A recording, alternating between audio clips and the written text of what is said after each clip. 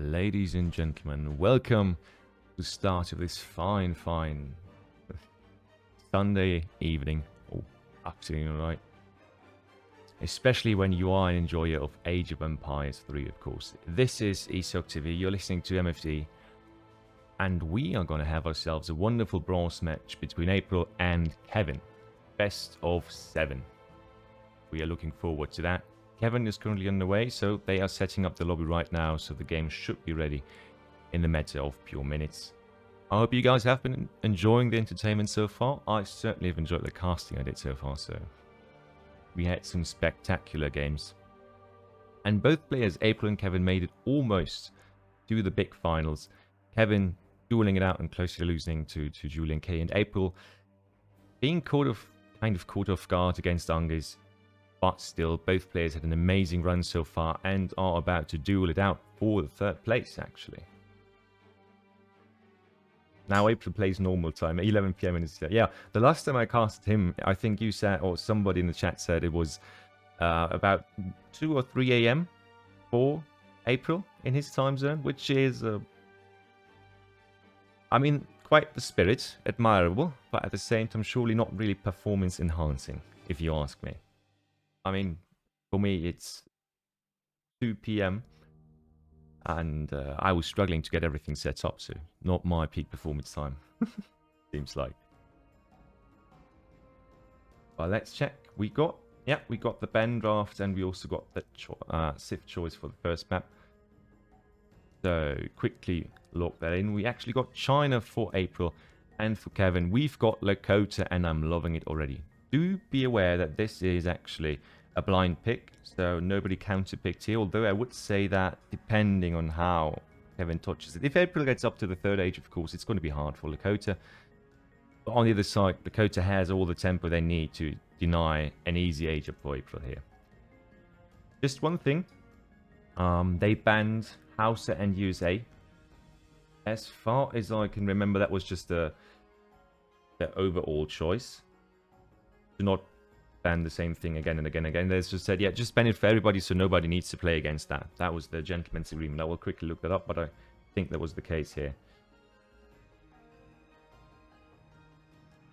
Yeah, gentleman's agreement, Hausa and USA for this entire series from both players, actually. So we're not going to see any of those civs.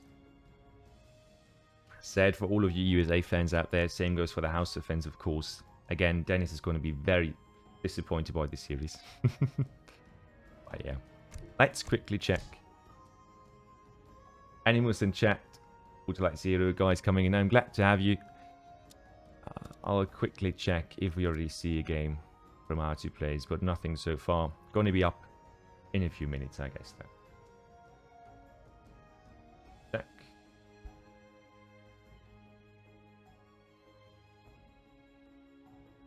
Alright, they are starting right now. Should be no delay as far as I know, maybe 3 minutes, so we won't have to wait for long, don't worry.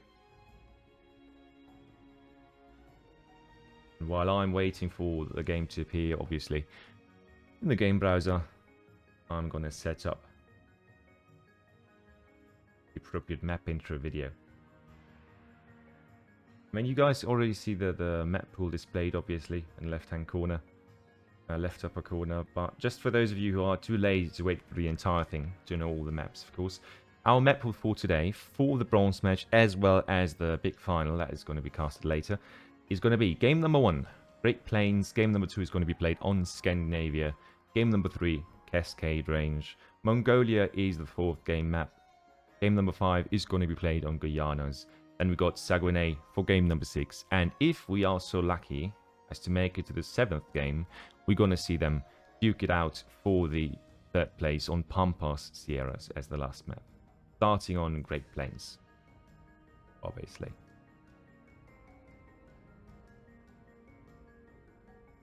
So, let's see.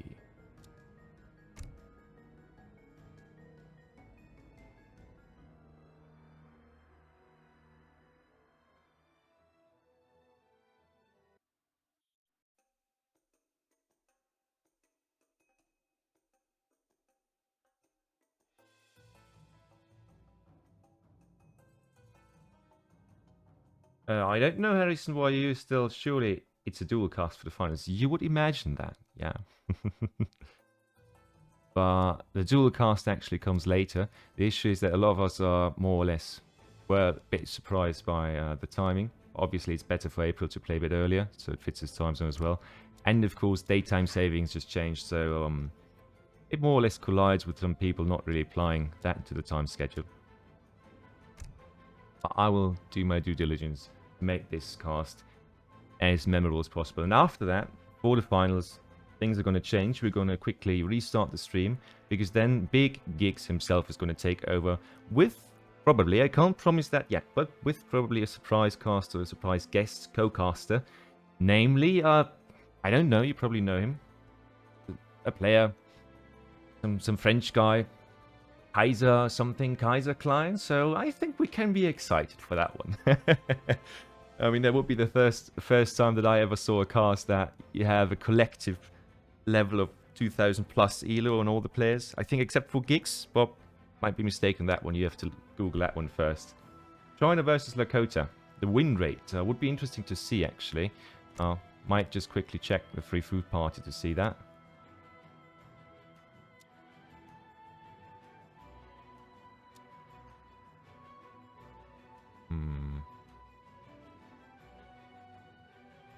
Actually, looks like... Still can't see the game, but they probably just increased the time limit or something. How much for the third place? Good question, actually. The prize pool, as you all know, from all the stream titles, is $500 for an entire thing. But you're right, it's going to be split up. So let me quickly check that. Thankfully, Gigs remind me of all the important things for this stuff.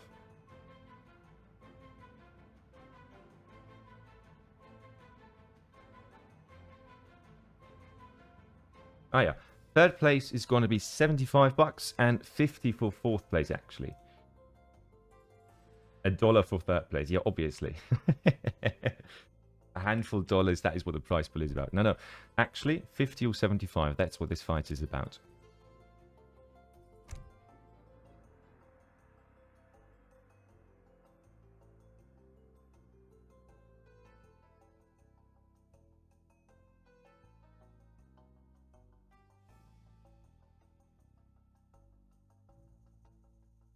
Oh, wait, never mind.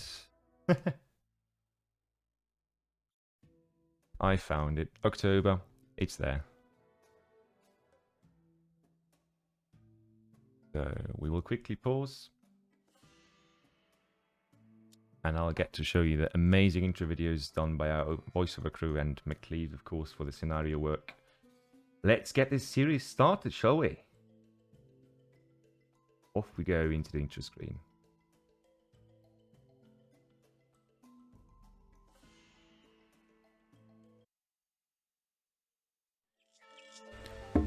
The Great Plains is a broad extense of flat land that stretches through much of western North America.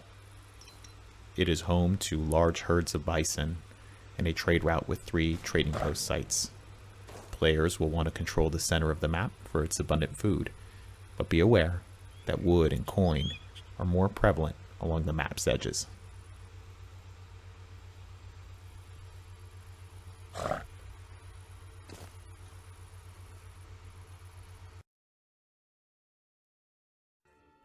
Alright, let's get this going.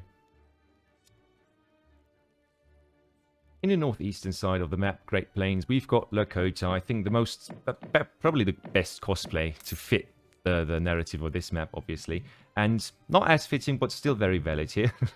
We've got the Chinese being played by April, aka October, obviously, fitting the month.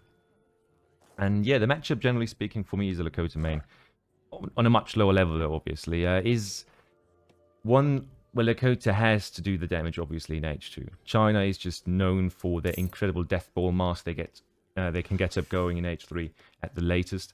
And also for their kind of weakness in H2. Their tempo is not, or their units are not that strong. Lakota has the tempo that is necessary to punch a hole in the Chinese defense and economy, if they utilize that tempo right, that is, though. Oh, thanks for the rate, by the way, Harrison. Seems that I did not see that, but huge shout out, man. Also, shout out for the cast the last time you were here. Thanks to have you here, man. Yeah, and the first treasure being picked up, or one of the first, is 50 wood actually for China. October already stopped chopping, so that we're going to give him a bit of a better age up there. And we're going to see 85 wood from Lakota as well. Let's see what start Kevin is going to go for here. So let's quickly check. Yeah, got that. That basic start. The question is... Oh, that goes... Yeah, he's probably going to try and go for the classic full greed start. So what you're looking at here is you start with the TP, you get enough wood to get a marker down, then you get your hunting dogs, and then you try to get 100 more wood, and somehow, it's some spot on the map, just find the rest of the coin here, you need to buy another 100 wood. I'm free if you need a wingman from game 2 onwards. Dude, I honestly like that idea. I will come back to that. Let's see if you're still up for it when the game 2 is actually around. Oh yeah, trading post, magic shield, obviously getting that done over there. So a great start for Kevin, and yeah, gather number. Look at that. That's the great start for Lakota, right? 1.10 gather rate, so even better than the usual rate you get with European civs. Obviously, the gather limit, the gather bonus is limited to the area around the TP, so I'm not the biggest fan of this one. Maybe a bit closer to the town center itself, so those two guys would be buffed as well. But you know, I'm not going to criticize a guy who's 300 elo above me. At the same time, October, what is he looking at? Still getting treasures on the left side of the map, obviously. 2 village start, no TP start. That is a new one for me, because usually what you see is T export starting with a TP. Sadly, somewhat sad that I didn't see that earlier, but of course he now has a record number of villages. We are on 16 villages right now, and that's surely what he wants to age up with. The goat is still there, but he might need to eat that if he wants to age up with the proper 430 age up time there. Who is in the final? Actually, Julian K and Unges are going to play the final after this one. So they're basically on standby, you know, or still practicing, I don't know. Yeah, I mean... Those two guys obviously are not going to take this matchup lightly. The fuck does MFD not sound like a German? Well, that's pretty easy. I'm not German, but... Summer Palace going down approximately at 326 with 4 villages. So, yeah, October, April is in a hurry here. On the other side, we're surely going to see the fast age up from Kevin. No, not even. So that means that he had a decent proper age up here. If you usually, because if the treasures are not always in your favor, obviously, but if you get good treasures, you can actually use this start build order and still age up at 3 minutes 5 or 10 or something, and that with the chief, with the 400 wood age up, can still be good. If you go any later than that, I usually don't do it. I usually always go with a fast age up and just apply pressure. But I think Kevin was very confident with his age 1.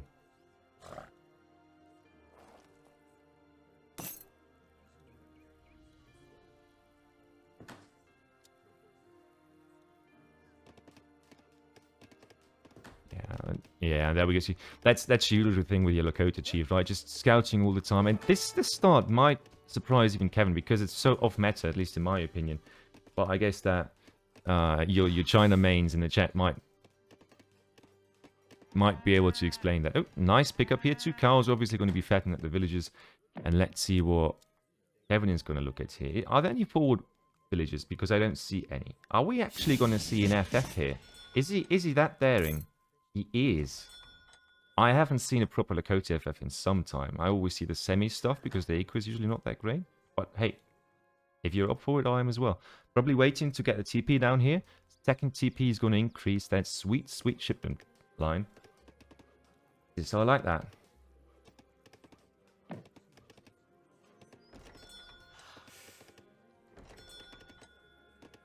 And on the other side, what is October going to do?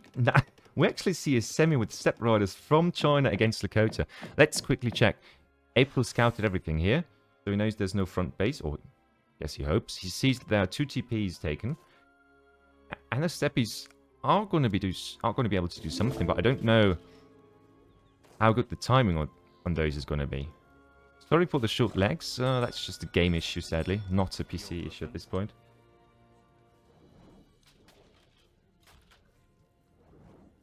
obviously. Just being a bit annoying on this side, but just the scouting being done there. The Dakota Chief, basically annoying back. And now the steps coming in. And I don't know if that is going to play well for April here. Because obviously those guys are going to be able to take down the market, no problems. But at the same time, I think... Wait. 600 coin after that. Is he going to FI? He is. I just saw that deck. Am I crazy? Oh my god. Please, yes. We were just talking about a Lakota FI in I think either Free Food Party or a Root Lines chat or something. And now we're actually seeing this. China getting FI'd by Lakota is probably the weirdest and craziest strategy I have heard about. Okay. Let's see what April is about to do. He is sending 700 coin after this, trying to age up himself, I reckon. That stable is probably not going to survive, though. That is a shame. That is a shame for Kevin, because he will not be able to get any units out from that one. Maybe he will be able to get away with the 5 horse riders, with the 5 sparrow raiders. Yeah, annoying the units. Getting the pikes to stop sieging. This might actually buy him the time he needs to get his units out. Not enough Chukunoos there to really take a fight with this. Great job here, in my opinion, by Kevin. At least getting one batch of units out.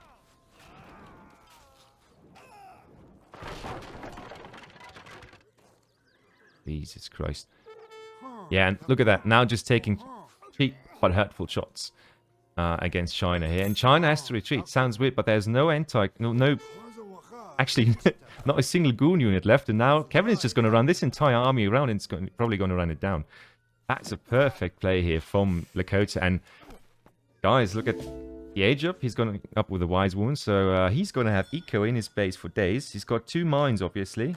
Also 2 tribal markets already. And I'm really interested in seeing how this plays out. Because if he's actually able to get to the 4th age, he's got a lot of options there.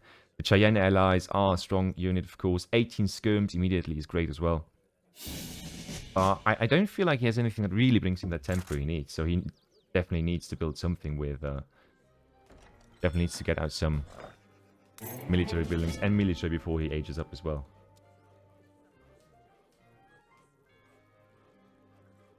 Pussy, not a single post on ESOC about this. Well, there was posted on Discord and on YouTube and on a partner Discords. I do see the frustration bar.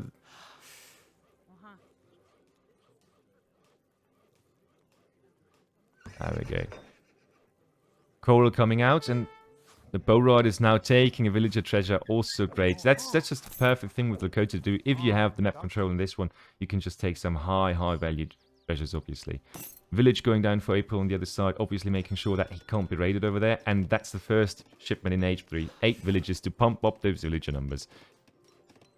29 villages to 29 now.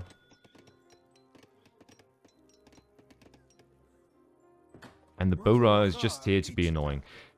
Imagine if those guys were not the new Boras, the ones that read the Geneva Convention, right? I mean, those guys just absolutely suck against any villager unit on the field. And Kevin is donating units there. April taking a few down. Might even get another shot off. Yep. That's 2 deck bow riders for nothing. But obviously those guys help defend the line.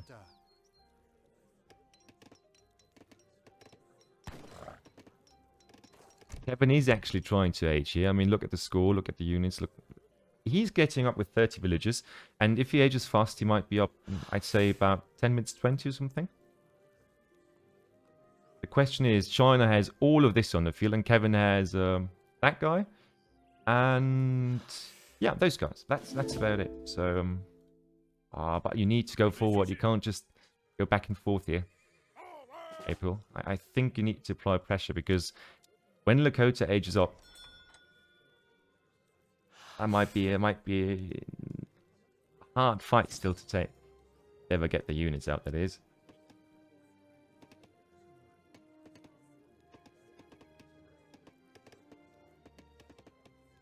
They can fast stage, obviously, and they have a shipment ready. But messenger. But the issue is, what shipment here? What shipment they can send kills all of this. Because the steppies are not going to be enough. I mean, the steppies are hard to deal with. We have 3 bow riders. That's all that we have right now. And they're H2. We're going to have the skirms out. Sooner than later, I reckon. There's just nothing else going on here. Ooh, ouch. This might have been the bad call. I think he had a great H1 and a great H2. The FF could have gone right against China, in my opinion. But this H3 Mars here, mostly, is going to be so hard to contest with, from Kevin's perspective. No shipment points, so he kind of needs to take the fight here. Because 20 villages are in there, and he's not going to get them back, magically.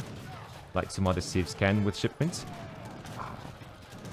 I mean, I love this play from Kevin, that he's always trying to force the heavy infantry, the siege heavy stuff, off of the buildings. But there is no chance in hell that he takes this, yeah. And there's the miscalculation of the first game. That's GG. First game is taken by April with actually a clear win for Lakota in H2, in my opinion, at least, because defense was on point, economic growth and so on was on point and all that, but the choice to go to H4 was just too ballsy here. April just H2, H3 had this unit's composition out. I mean, that's just something Lakota can't deal with just skirms here. Game number 1, therefore, going to April, setting us up for a 1-0 lead in the bronze match. All right. Quickly check. I'm going to quickly check the post-match statistics with you, but I don't think that we're going to see anything too surprising there. Resource-wise, of course, Dakota a bit ahead. Shipment, 3 units through shipments, but it tells the story, though. If you look at that, we have 4,000 resources for April and only 1,200 for Kevin there. So that's basically 3,000, 2,000 econ lead here for April over Lakota. Military-wise, well, it's that number that I have to look at. 65-7. Pretty obvious what happened there. Villager population, I mean, that there he actually caught up, but the military was just too strong ones. April just played full into his H3 Mars, and Kevin thought he could probably get away with the FI. I like the confidence, but the execution, or rather the choice to still do it after he knew that there was an H3 Mars coming, was just a bit too much, I think. All right, let's get you back into the pre-match screen, guys.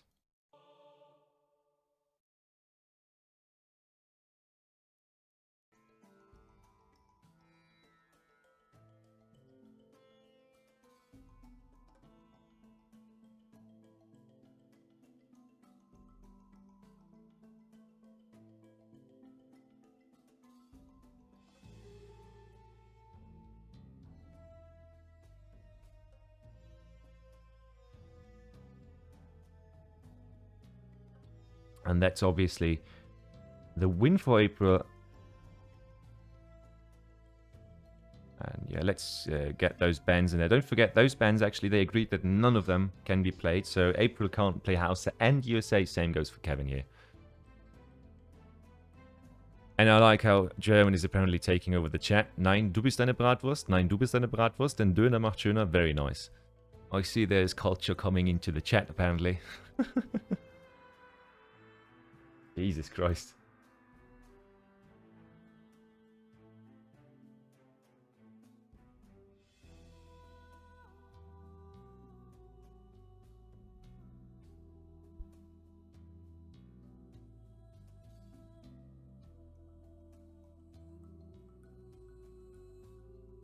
So, but interesting enough that Kevin started out with Lakota, because I do feel that it's one of his strongest civs overall. One that he feels rather comfortable with, I guess. So playing it like this is very crazy in my opinion on the first map, and then getting that pick out. But I do have a lot of confidence in this Haudenosaunee obviously as well.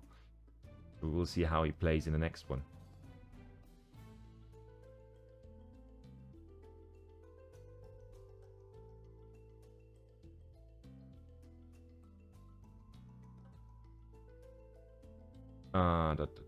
There was some question about the house in the thing, right?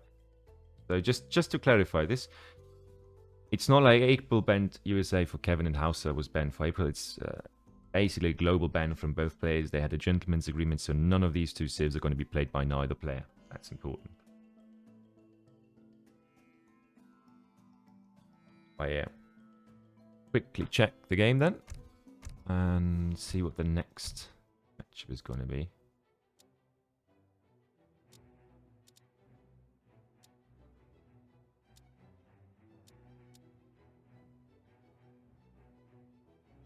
Yeah, there we go. Next map is obviously... next map is obviously going to be Scandinavia. So, water map. And we're actually seeing a purely European matchup. A purely vanilla matchup even. Not even the dead or anything going up there. It's actually Kevin on France versus Spain from April.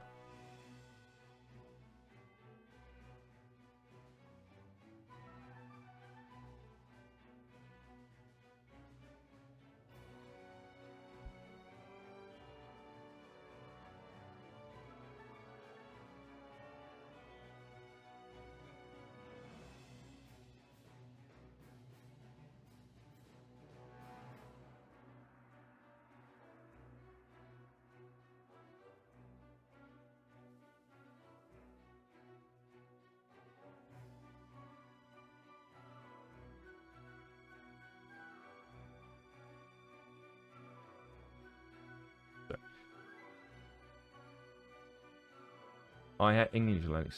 Yeah. All right. Let's get this going then. And hop into the map intro screen for Scandinavia. Ah, damn it. That's one of the new ones. Then I have to switch that. Never mind. That's my bad. But we're going to see one in the next one. In the next match. Oh, there we go. Let's hop onto the live screen.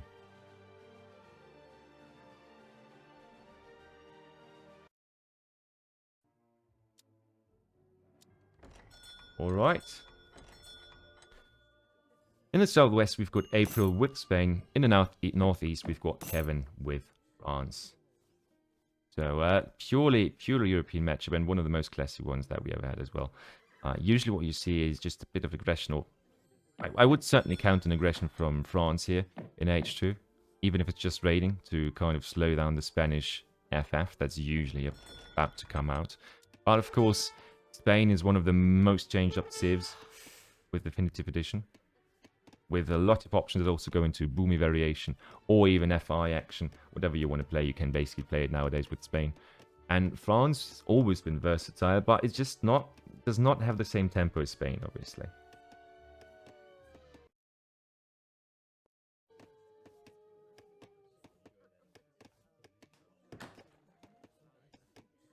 But you know what, guys?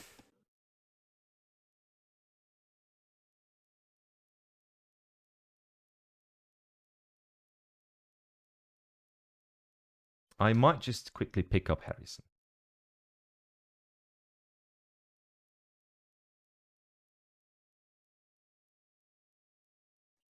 If he's willing to do that, obviously, with me. Alright. Looks like he has some Harrison, so I'm going to quickly jump into the call with him. Nothing too specific happening right there as well. I mean, Spain starting with the TP, obviously. France doing the same. And Harrison, let's just meet up, obviously, on the ESOC Discord in casting. And we continue from there, shall we? Quickly gonna... Oh, there we go.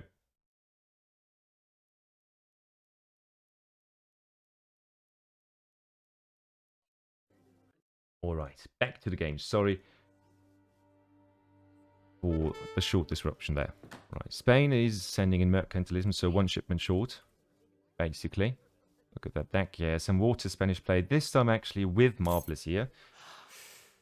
So a bit different from the map, or from the deck that was utilized against Angus in his semi-final game. On the other side, France should have some... Oh, look at that. Either Kevin went completely off the script and just misclicked his deck, but that looks like a 1v1 native deck to me. No water, no anti-water capabilities at all. So I'm really looking forward to seeing what's going to happen here. Jesus Christ. If Kevin actually pulls it off, this might be interesting, but I feel like it just dies to Spanish FF because the tempo is... You just allow Spain to get their tempo going. So I don't know if Kevin is actually going to be able to contain April here.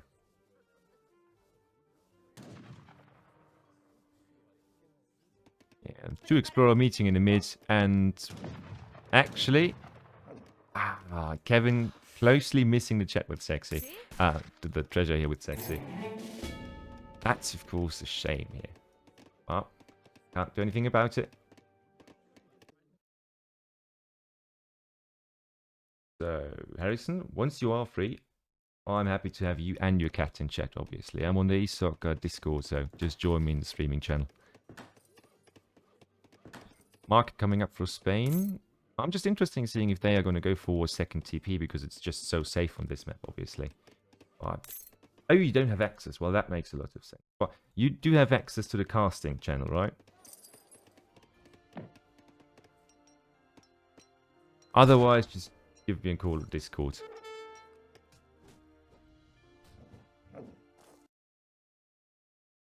Right, there we go, Harry.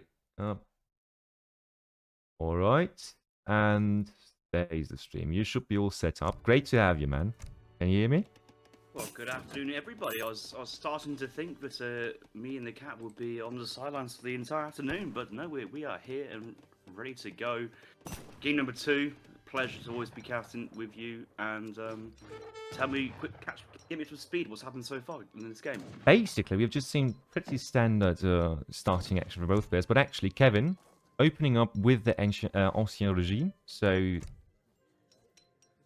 that's a very strong card. I love that, and the reason why I think it's such a strong card is although it's only 100 wood embassy and alliance, it plays the role as a 200 wood barracks. It's upgraded straight on the age up. You don't have to send a Ville. There's no waiting time. You're straight into super strong musketeers. It's perfect for tempo. The only problem is that there's not a lot of other natives on the map. So I'm kind of curious why native is his main strategy here. I mean, you can kind of go for Skirm Musketeer composition in H2. The Royal Arquebusiers are a valid Skirm unit, especially with the French ops, of course. And you know, the fact that the value that you usually get out of those Royal Musketeers, of course, has been a bit nerfed after the charge damage against villages got nerfed so badly. And 3 Royal Musketeers is not the first batch you want to start with, honestly. I think it's fine though. So the musketeers here, it's not really to win a fight. It's just to be a raiding and annoying. Nah. He doesn't want to send anything for town centre, but what this does is it frees up other resources for Kevin to go for the TP line behind his base. You see now he's seeing the second TP likely to go to Stagecoach. Beautiful. The build limit for the Dragoons in Age 3 is 20, so you can kind of combine that with Falconets. Lionheart's been kind of working on this build order recently. It's been quite good to see. So although he doesn't actually need other things, it's kind of teeing up for a good position afterwards, and have also the XP tech in the Bourbon Alliance is super strong. The Royal Tax as well. Obviously, a good way to, I think this card is from France is way too strong at the moment. Fascinating how it still is, right? Because that was probably what most people were also crying about the last patch. Not too much the unit itself, although the raiding potential was huge back then. But those two techs still have insane value if played at the right time. I fully agree with that. And now we see a bit of raiding coming in. Both players are basically doing that. And I do think that Kevin is going to... I mean, we are talking about Kevin and then April. Of course, they're going to react in time. Mostly idle time they get out of this. It's interesting how only recently people have been incorporating the defensive stance on their hussars, but they've had enough of pathing of cavalry units around TCs and buildings, and now base building is just getting so much better that it's just another little string to the bow of using that stance to kind of make raiding better, and it's certainly getting some good value here. A lot of idle time behind this. Absolutely. I don't think Kevin's getting too much value here, the Musketeers. They're kind of sieging trading posts instead of causing idle time. Yeah, I mean, now he has a batch going backwards, of course, trying to defend his base and free up the villages again. He is trying to get some eco still going, but of course it's hard with that kind of containment policy being at play here. Yeah, this is a good play here from Kevin. He needs to ensure his villagers are gathering. The whole point of this strategy to spend an extra card in H1, which, you know, you compare it to 700 gold and 700 wood because it's essentially you want it in place of an H2 shipment, is that you contain your opponent while you're free to do what you want on the map and in base. And at the moment, April's just gone straight to the French town centre and put Kevin under significant pressure. Scored lead, looking quite comfy here for Spain. Absolutely, yeah. I mean, the good thing that is coming in now, of course, is the upgraded trade route for Kevin. So that is going to do, it's going to bump up his economy, obviously, and hopefully set him back into the game here. But of course, the Caerweiling here was great for him. And now we see some Musketeers, and of course, Spain's probably most hated unit. The goddamn dogs come in. Right, because after when they spend their special attack, after that, you know, pure Musk versus Muscovite, they're actually not that great. It's value-wise, in my opinion. And with the Cav here, of course, the catch is going to happen, and those two guys are dead. Yeah, well, they only are plus 15 gold compared to a regular musketeer, but because of the special attack and the extra speed, that is such a worthy price for the unit. It is not an expensive unit for its stats. It's the role it plays. It's really, really good. But April here, he's aging up to the next stage while having units on the field. I don't think April is very unhappy about his position. I think he's onto a winning position for the time being. Yeah. More of a general sense, like Kevin signed to go Nats in this map. Maybe there could be a different map in the map pool for Kevin to pick this French play on, because as far as I'm aware, it's not really working. He's had to work really hard to take down Spain's back TP, but that hasn't accomplished anything, and his stage script is only 2 TPs long instead of some of the bigger maps out there. Yeah, and also I think that the Cav multiplier, yeah, good. Well, they have 20 hand attacks, so the Cav multiplier is actually fine. But of course, that one villager for the entire batch of musketeers, and now Spain being up before France, even though France age fast is of course helpful. And look at that, cannons first, so it looks like April is... Actually, I don't think Kevin's aging fast, because he would have beat... It wasn't too long until he was, so let's look at...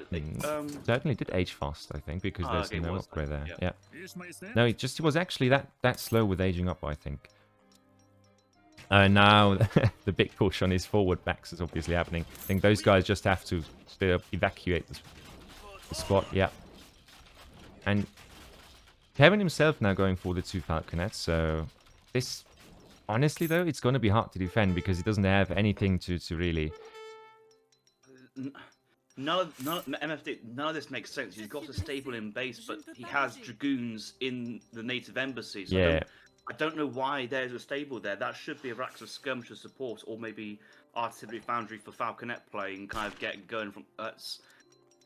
we seem to be all over the place at the moment, this game. I guess he probably wants to get his upgrade in, which is only 125, right? For his musketeer units.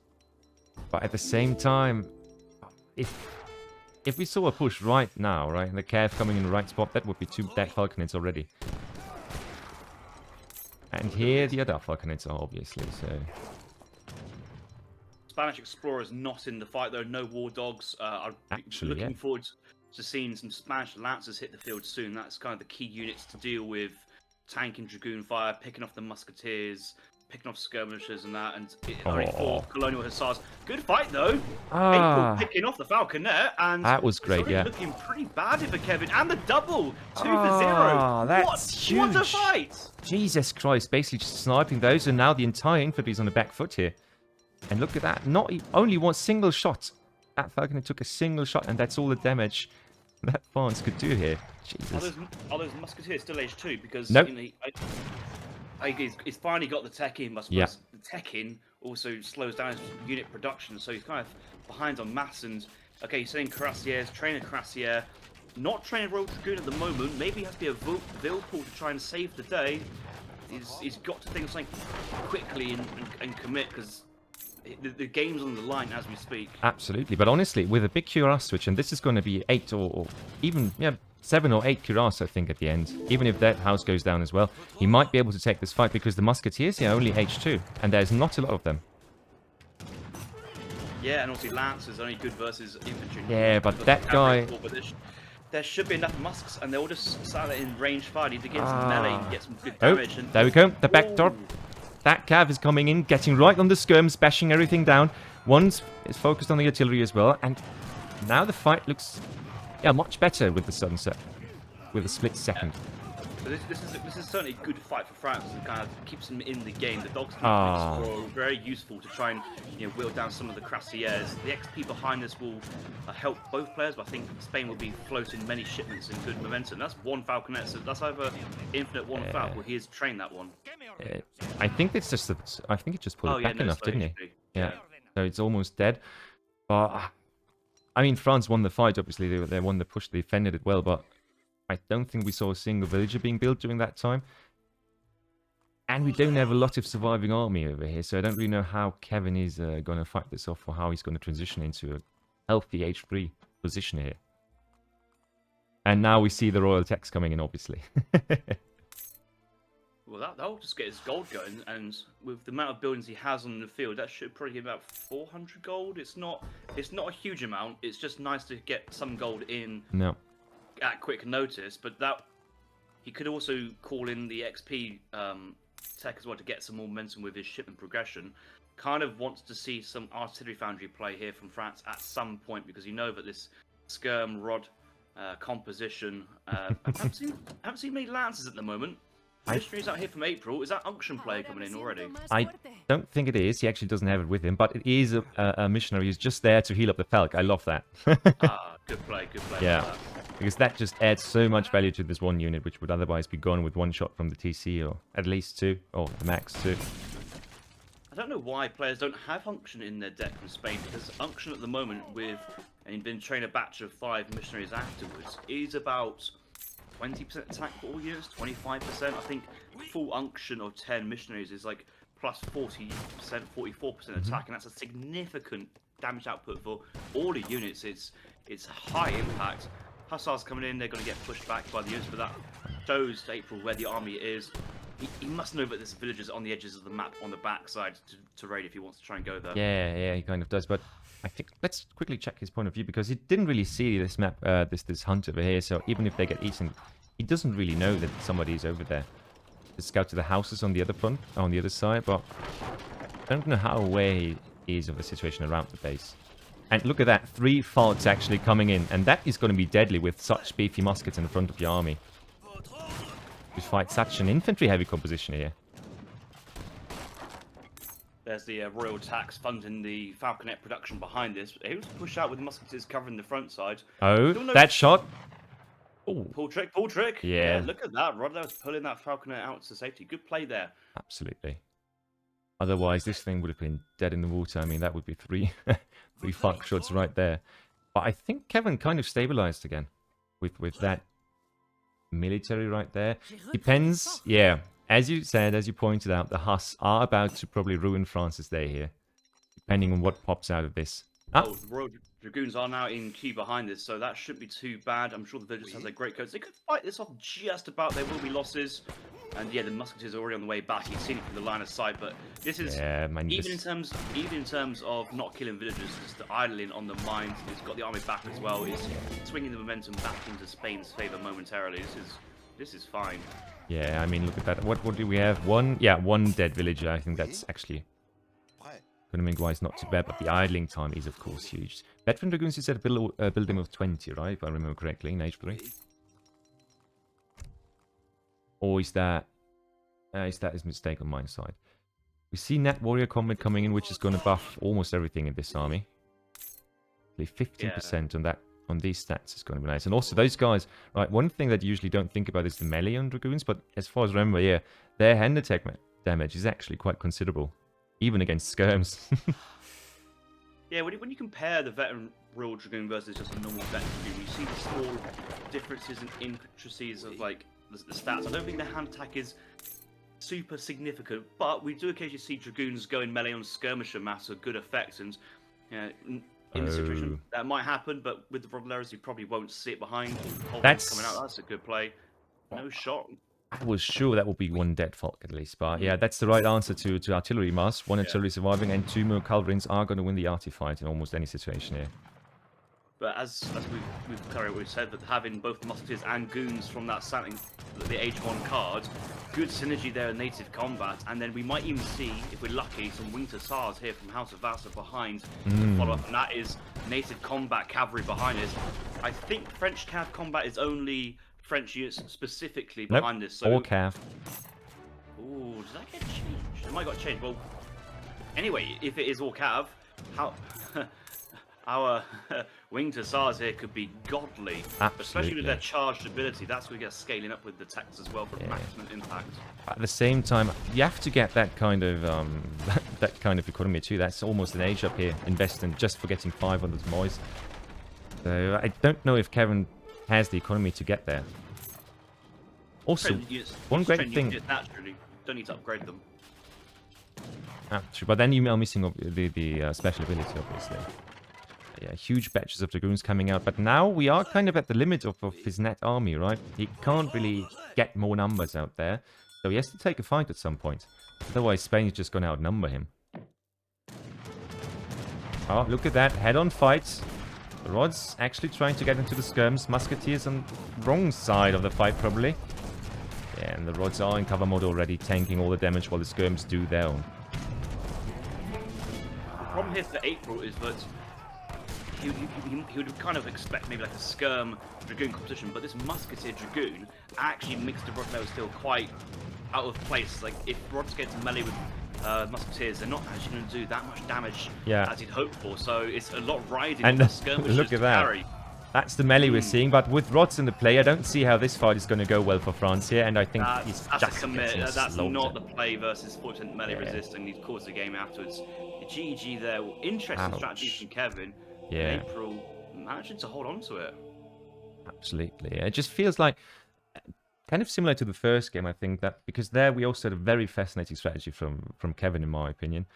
But April just played it in a very forward manner, you know, no shenanigans, no crazy, funky business. He just played it as you play it, and you won. Easy. He just didn't let himself get distracted by this weird composition or by the weird strategy in the first game, and just pulled out a win. That's a quote here from one of the ESOC casters. Easy. There you go. That's not out of my mouth. I wouldn't use that phrase. Me neither. That's the simple. I think straightforward the strategy there from April. But there were musketeer hussar units in H2 as a kind of a response to Kevin's H1 card, and that's what that card does. It forces a response. I'm sure April would have loved to have done an in-base FF, TP's behind, get up to H3 with nice tempo, but because of Kevin's cards, forced him to have a response. Yeah, that definitely locked him a bit in H2, and I think he got good value out of it, but at the same time, the tempo was still there for Spain, and I think we just saw that very point in the match where the native army was just at its limit, at its build limit especially. So where do you go from there if you don't really put out normal units as well? Well, we know from our resident lamer in the chat, Mr. Lionheart, with his Musk Falk play, one of Dutch's side strategies, Reuter Falk play, having both access to musketeers and dragoons to protect the unit, which can do falconets. The falconet angle is the natural units to kind of comp with this Bourbon army, and going into Crassiers, that initial pop was nice. He did have that 3 falcons in the end, but those 3 falcons just didn't quite work compared to those 2 Coles. If there was a couple of Coles there and decided to win the artillery war, the game would change, because most of April's army was infantry based. That is true. What I just think happened here is that they were a bit out of space. Either Kevin forgot them, or he didn't really put them into the right spots here, because as far as I saw, those Carls were always on the hunt for them, and only one of those guys died. So I think Kevin never really got the value out of them that he would have liked to. No, and that is just good adaptation from April. Had seen the artillery foundry, had previously seen falconets being trained as well, and thinking, do I dive bomb it or take it out from range? I'm going to be playing nice and safe, take it out from range, and a very measured way to close the game out. Absolutely. So that puts the score at 2-0 in the semi-finals. Am I crazy? In the bronze match for April, actually. And I think Maito said it earlier in chat that he kind of feels like Kevin is just being a bit too cute with the strategies. And I don't want to be an ass there, but I do feel the same. I think he's just trying to be too fancy. A more straightforward play would have been more rewarding to the very well thought out H2s that he played so far. At least in my opinion. map being Cascade Range. Potentially, this could have been the map Kevin could have done that native play on. Absolutely, yeah, because the Nocturne is just huge. And acts wonderfully scale with your French villages. Also, you can really do wanky stuff there with the French. If you think about pioneers added onto the Nocturne technologies and so on and so forth. I'm going to quickly let you know what the next matchup is. Actually, we see Kevin on India here on Cascade Range and April with France on a no TP map. Also an interesting choice, which was of course more common in the olden days, but nowadays with the fixed starts where you always have the chance to build TP, it feels weirdly out of place, doesn't it? Oh yeah, and just quickly for the chat, because that discussion is coming up again. We've got USA banned and Hausa banned, but it's a global ban because we have a gentleman's agreement between the two. So they agreed to, yeah, exactly. They are both banned basically, and that means nobody gets to play them. Kevin and April agreed that it was just not fun to see them every single time and to have to ban them every single time. And then to get annihilated by the other. Oh yeah. Alright, are we ready for the next game? I think I actually have a great... Yeah, there we go. A match intro video, a map intro video here for you. So let's enjoy that great work.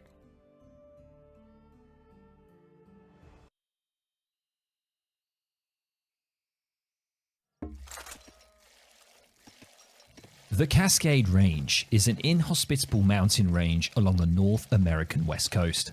Its sparse hunts and small tin mines are complemented by an equally limited amount of fish in two small lakes on the sides of the map.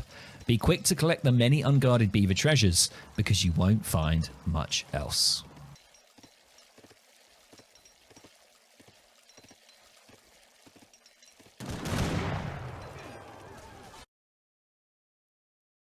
All right, let's hop into the game. And honestly, I haven't actually seen that one, that map intro video. So I was getting rather excited listening to Mr. Widgie's voice there. That was a very nice, very charming voice to hear to narrate that video. I'm sorry to start again. Look. The Cascade Range is an inhospitable mountain there range we go. along Now the North we are in the American right spot. I'm sorry for the quick F up. Well, there we go. It's okay. I'm happy to listen to Widgie's voice again. Yeah. Again on repeat. All right. So, India on the southeast this time, and this map is just one cluster, well, mess of a map, honestly. We have had that being played in the German league as well, and it always calls for increasingly aggressive, but also quite creative strategies because of this unique map features that we see. I don't know if you have much experience on it, Harrison, because it isn't really in the map pool usually, or in the ranked map pool as far as I remember. It's been in the ranked map pool for previously for a while as well, but now the devs have decided that the ranked pool only will contain trading post maps. So it's kind of the only time you play on a map like this, Grand Chaco and others, is in tournament environments. So it has not been played as much recently. Yeah. It's a really good map. It's low resources, and the fact that it's low resources makes the games on this map really interesting and stretches to players in other ways. We've been very generously gifted by the devs, vividly playing the back end of ESOC patch as well, of maps with high hunts, 4 hunts in base, 2 mines, etc. But here, the hunts are sparse. The gold mine's only tin mines of 1500. It's looking pretty small, and yeah, we usually find more aggressive games on this map. Just seeing that you've just showed April's deck there, and it looks.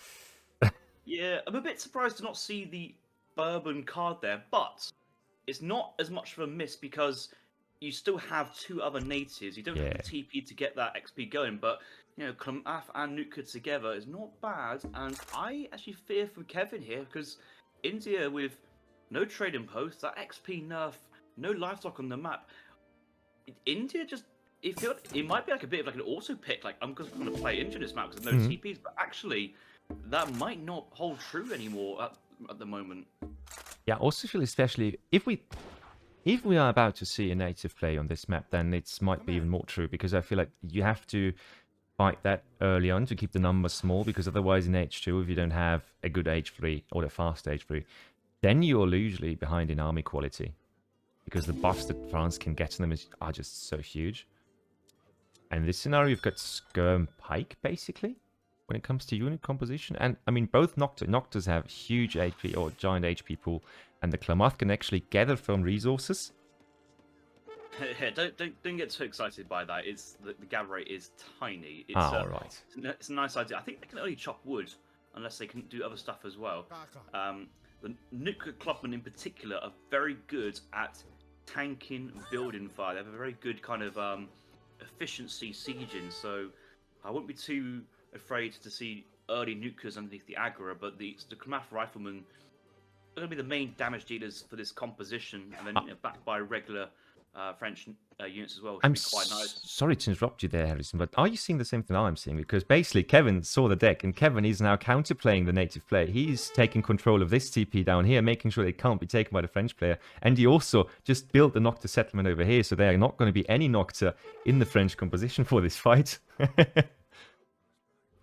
Well, I mean, as long as April gets at least a Klamath, he can kind of play the game from here. But you know, if Kevin wants both Nootka settlements, let him have both Nootka settlements. That really should not phase the French player in that situation. I know that the house is blocking it, but you can still.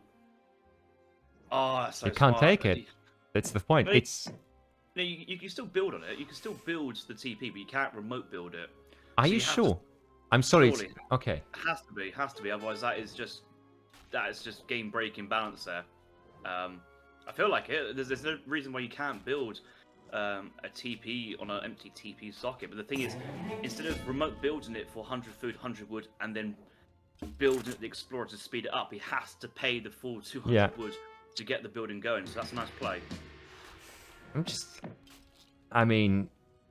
I'm fascinated by this play actually, because it's a very counteractive play to the strat that October or April wanted to pull off here, and I think he has to adapt on the fly now, because obviously with this deck, you don't have all the resource shipments you would usually have. You kind of have to still make something happen in H2 against India, obviously. We see a church though, so he does want to get the XP curve up, evidently.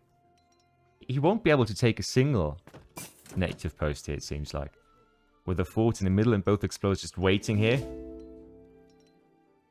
Surprised / very, very minorly disappointed to not see crossbow, pikeman, ranged armor in a deck here for France. That's a great card, and considering all the natives here are infantry based, that would have played really nicely into the French player's composition. So now, you know, having to pivot into potentially musketeer huss or musk crossbows without that upgrade, kind of wants to get something done. I don't think he'd be too mind with Kevin in the early training post. I'm kind of just curious to see where this goes, because you don't have to take natives. It's not a mandatory thing. I don't think India is getting stronger by going natives. I think it's actually not really playing into India's playbook. So, yeah, it's honours even at the moment. I just think that he just wanted to deny this play, right? That's the only thing why he probably panic built this one over here, but he has control of all the other ones. So I'm 100% sure, I agree with you, that he's not going to... Kevin is certainly not going to go for a net play here, but he just wants to get it out of the hands of April to go for it. But that's the thing I don't really get. Like, he's denied the nuka, but there's still possible potential to try and get the Klamath, and that's the key one. If a Klamath can get built, it'd be hard to keep it because there's an Agri Fort nearby, there's units nearby, there's a raiding. Oh, it's just Mother Nature being Mother Nature. Sorry, that's me. But 700 coin coming in for April over here, so he is now aging up. He actually completely ditched the idea of going for the natives there. I like this. There's something which just feels slightly off doing a fast fortress on a low resource map. You remember that Pampas Sierras game last series? We casted the food starve.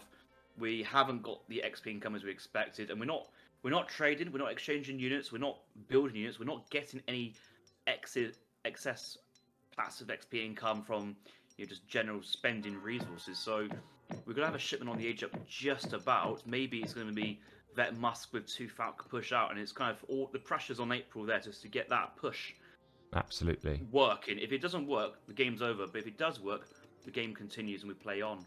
He's actually also going for the marksman here, so not the fast age up, because I think he thought that he's not going to have enough XP for the age up there, but actually he might have, even if he went with the Exiled Prince. Yeah, it's a good call. It's a good call. And this situation as well, I'm expecting to see at least great coats in the villagers.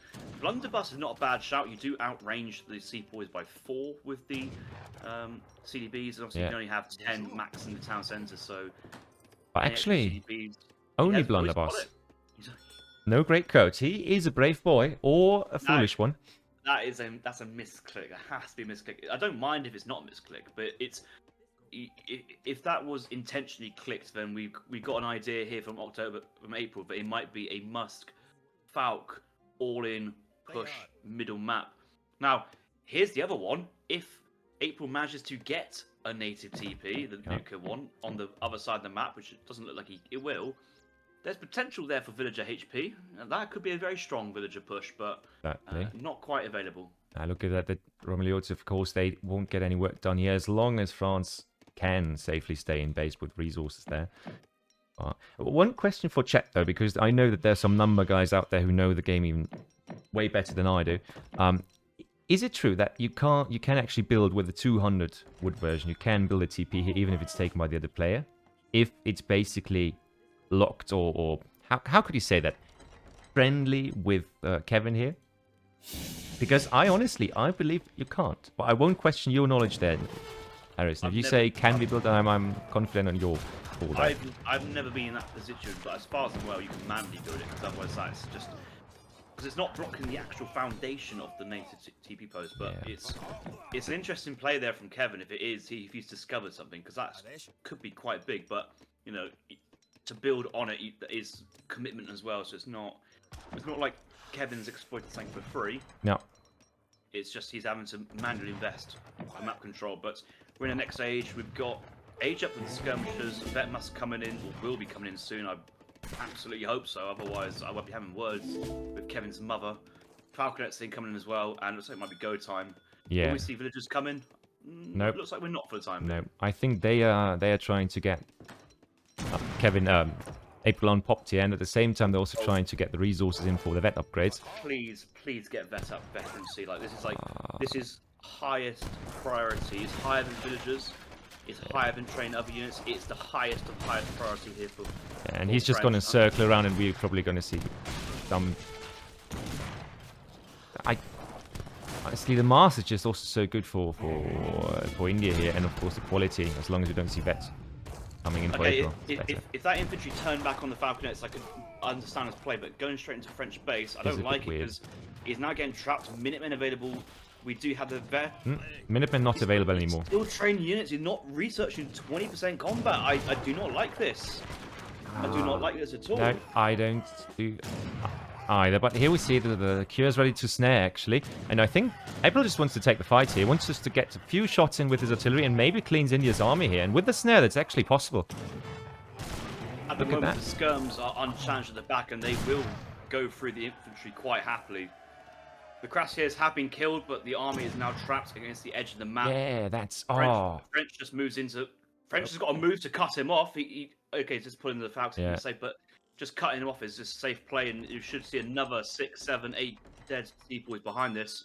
And yeah, the artillery hasn't quite worked. Cav coming in from the left side, though, so if those guys want to pull ahead too far, they might be caught out. Nah, won't happen with Sawas, though. But yeah, look at that. The also mighty Indian army is now dead, quite literally, in the water. Yeah, and the vet musks are now coming in. The opportunity to kind of capitalize on this pseudo H2 army is gone, and Sawas are just not the unit you want versus musketeers. They are woefully bad. They are only good versus like archer, skirmisher base. They have decent upgrade cards, but behind that, but this composition really needs either siege elephants. Yumi essentially needs to go to the third age. It's just not going to work in this situation. Those musks are basically untouchable here. And the next 4 is going down with a splash there. That does hurt for. Okay, so age up is in here for India. He is aging up. He's realised he has to, but with a Taj Mahal. has he lost everything? Well, that's ceasefire, but that's not a long ceasefire. What do you do with the age up gold though? That's the problem. It's not like India have a mercenary shipment. Nope. For gold, it's I guess what you could do here is Yurumi, if you can get the food in on time for that, but everything else is just going to be very hard to pull off in this situation.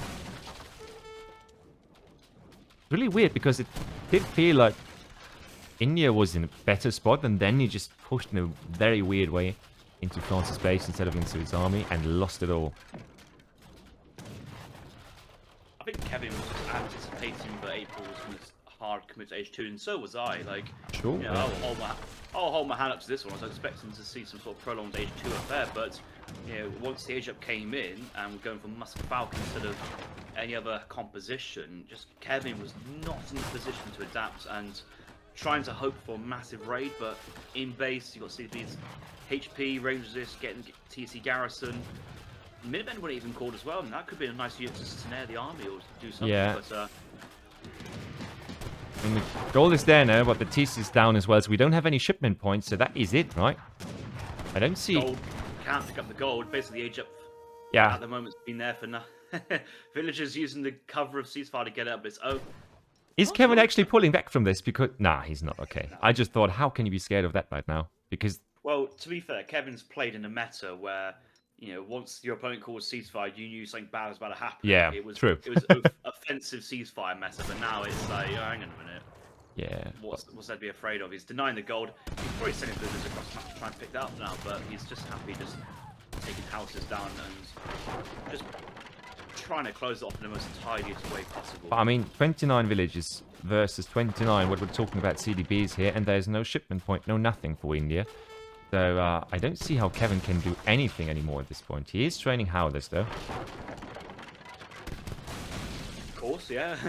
that's the unit everyone goes for in this situation. Oh god. Can you actually catch that? Yeah. Ah, good catch there. I think Kevin will quickly realise that yes, he's got the woodfront castle that he's building that, but he needs constant house production to get anything else going. And once he's rebuilt the infrastructure, he'll be so far militarily behind. But there won't be a way to come back into this one. Housing the military, all of it, just not there really, not in a good spot for Kevin.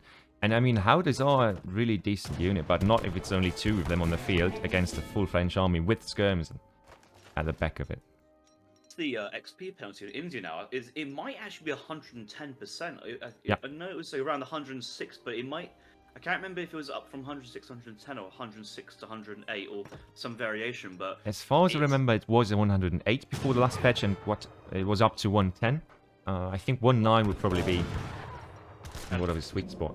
But to put that into context, that's a bigger penalty than Germany has ever had in its lifetime, and that is. Yeah. One civ gives you 1 villager, 1 civ gives you 3 Uhlans in the 3rd age. Wow. I mean, have you ever seen a Ulan get a resources? But now, of course, I mean, word-wise, that is a huge difference. But yeah, that's October taking the game, although Kevin actually completely dismantled his, at least intended, I guess, strategy here. And that's what the best decks in Age of Empires 3 are, is decks which give you options depending on how the game changes and flows. Yeah. And it's just a sign of good players that you can adapt to the situation in front of you. There's no point having this is my FI deck, I'm playing Ottomans, and I'm going to have 4 cards in H2, 700 wood, 700 gold, 5 Jan, 2 tower, because if you run out of shipments and you can't adapt to an H2, prolonged H2, it just doesn't work for you. So you know, April had the options for native play, had the option for regular play, had cav combat, had 1,000 gold for cannon production. Got to give it to him. It was a good play there. Yeah, and also if you look at it, right, we had so many options here for the net strategy in H2, and he only sent the most necessary ones that he, in the end, needed. The 2 that got him up to H3, and then he played it from there. Beautiful stuff. I think that's all you can say about it. Alright, quickly get you guys back into the pre-match screen. And we're going to look up the next game as soon as possible. Quickly check if it's there already. But yeah, really, really great performance from April over here so far.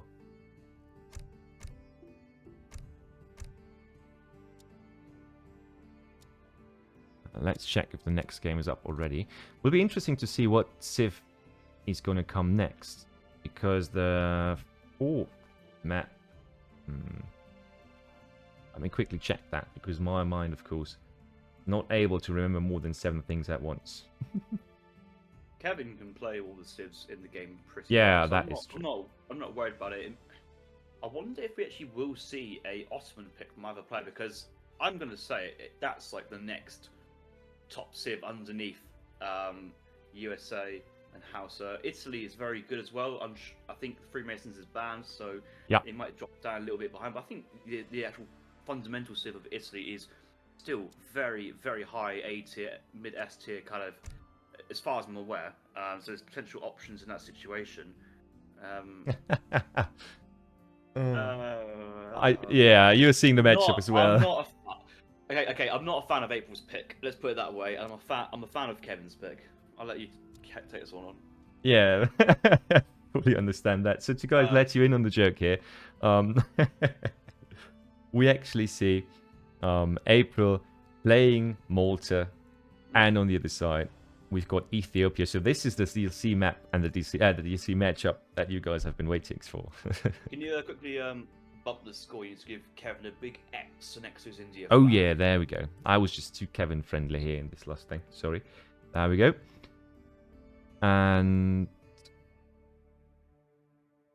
let's get you started with the game, because we are a bit behind, I think, time-wise. I don't want to lose out on the next game. That would be quite the shame. Waterlight Zero in the chat is coming in with the absolute bang on point. April is in peak Korean hours, peak Korean powers, and peak form. His previous series he's been playing at some very interesting times, let's say, but actually playing when he's fully ready, available to play is actually it's just showing that, you know, the ability for April is not to be underestimated. Absolutely, Game number 4. We're on Mongolia. April playing as the Maltese civilization spawned to the southeast of the map in the colour yellow. Kevin, he needs to win this game to stay in the tournament. Well, Has gone for Ethiopia. Is it best of 7 or 9? No, it's best of 7. You're fully right. Just one. Wait, stay in the tournament. It's over after this anyway. So I know what you mean to get onto another game. I was just a bit confused by that one. And well, I mean, if Kevin does a full reverse sweep, who knows? Maybe we can promote him to the finals and have another play off for the second place for the rights. Yeah, we're just gonna turn the finals into a free fall between Julian K, Kevin, and Angus here. Would be fun. Probably not what people wanted to watch right now, but still. By the way, you as a Malta enjoyer, if I'm not mistaken, would you say that the 100 coin is something that Malta enjoys, generally speaking, with this kind of start? Because I think we're looking at a TP hunting dogs build here. Yes. It makes TP play much easier. You still have a good Age 1. Every civ in this map has a good Age 1, but Malta is a slow civ. Kevin with a Cavalry Explorer, and both players have access to the Cavalry Mongol Scout as well. Yeah, sure. It's a livestock map. We're giving Ethiopia extra eco right from the start. This is massive, like, red flags here from Malta's point of view, and Ethiopia theory at the moment is potential FI, or could be Age 3 Portuguese crossbows, or just regular Big Benny, Sebastopol mortar, push. There's a lot of options here for Kevin, and I will take my hat off. I will doff my cap if April wins this game, because that's how low I rank Malta at the moment. I don't think it's a good civ.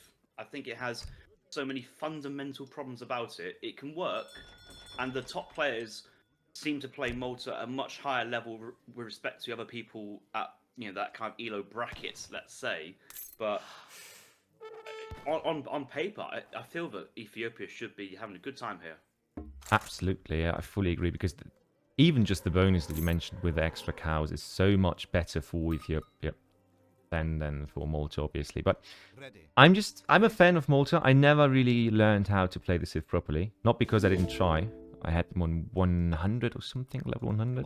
But I never was able to make them work. So I do agree with the notion that they're quite weak. So I favor the underdog here, even though it would mean for the series to be over right now and then, which of course would be a shame. But yeah. One of the issues that, or two of the issues that Malta have is that their fast age card is in age 2. Yeah. And to get to the third age in time, you send the fast age card, which means you on the third age with no cards to send. Usually is your first problem. Your second problem is you don't really have a 2 Falk shipment. That is true. You can send a fixed gun, but fixed guns, they can't walk, and they can't fire if there's units underneath them. So it's like, Yeah, you want to be aggressive. You don't want to put a building there to contain a civ that really... Yeah. Essentially, what we're seeing here from April is just saying, right, Malta at the moment is an Age 2 Civ. Age 3 from Malta, it just doesn't work. It's on paper, it's a late game Civ, but in practicality, it is you have to be on the front foot here and try and punish Ethiopia if he wants to try and go for an Age 3 play behind this. We might see opening Musk Huss just on the front foot, dictating the pace. We do see that although April does have German tongue available, not calling it, gonna go likely for double racks forward bowpike rush. Yeah, because that is just what I wanted to say. It feels like he's actually going to go for a good old crossbow enjoyer. It is the best way to play Malta, and for me, it's sad that's the case, but you kind of have to utilize the fact that your barracks are half price.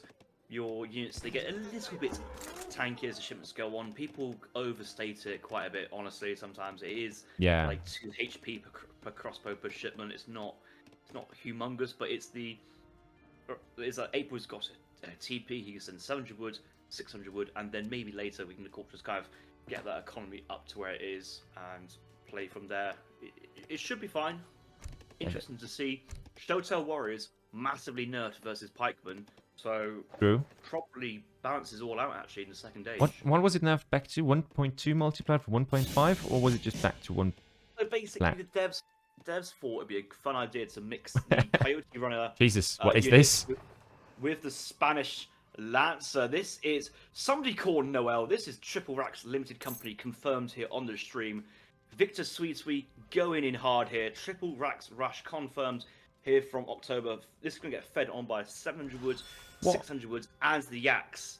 Oh my god, he is going to eat... Oh my god. April has prepared for this. This is Yak Eco boosting the food income to get... a triple batch of crossbowmen. I'd like to see pikes in there. I'd like to see a batch of 5 pike doing At least something. one, yeah. But, I mean, I don't think that Kevin is going to think about going with anything. Yeah, look at that. Somali Daruk Militia, some Kenyans, but no Cav, at least not on the first batch. So we're going to have 15 of those lucky boys about and out. And on their way to Kevin's base. Jesus. What kind of start is that?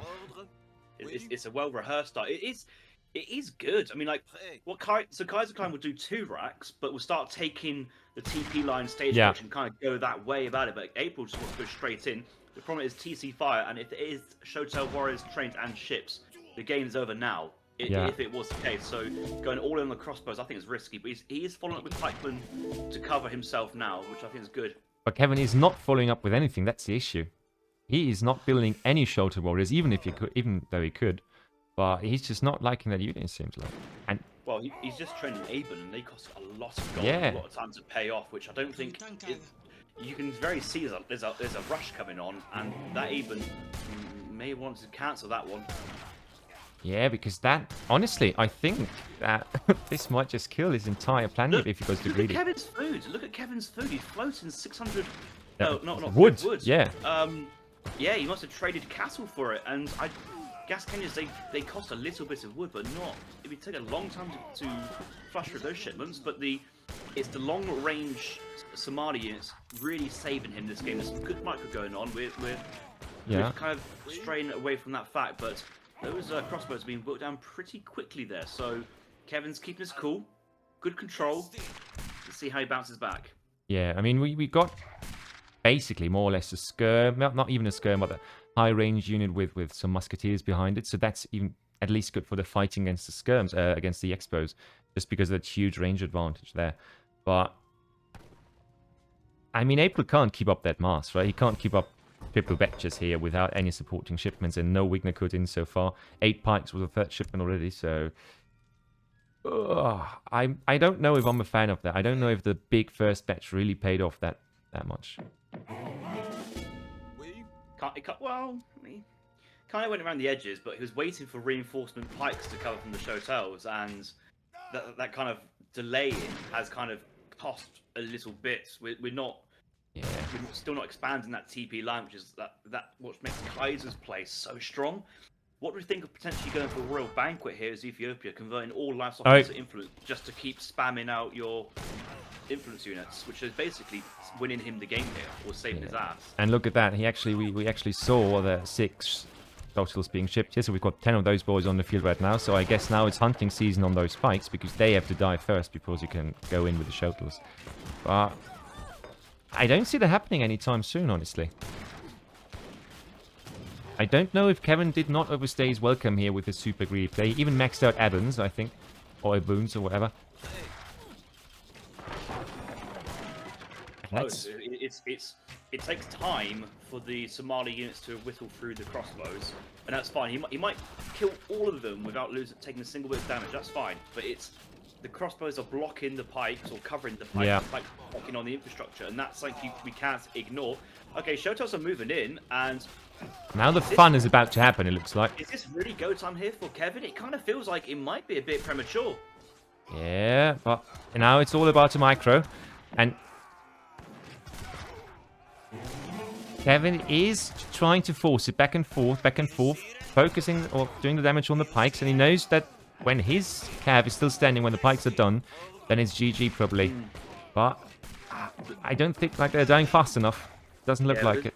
You can see that the problem with both pike composition is the pikes have to move forward to cover the crossbows from the Shotas, and it's get eaten by the back units behind this. Any more Shotas are going to get higher value, and still like the skirmisher line from Ethiopia hasn't been touched at all because of the exchange with the coyotes and the pikemen on the front side. A couple more pikes coming from behind.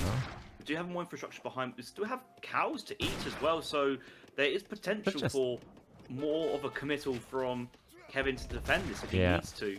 Look at that. Double war camp now. He might go into double... he went into double shuttle production, and that might save him, because let's quickly check what we're seeing from... Yeah, not a lot of pikes coming through. That's not even a full batch there. I think just a bit of mismacro going on there for April, probably.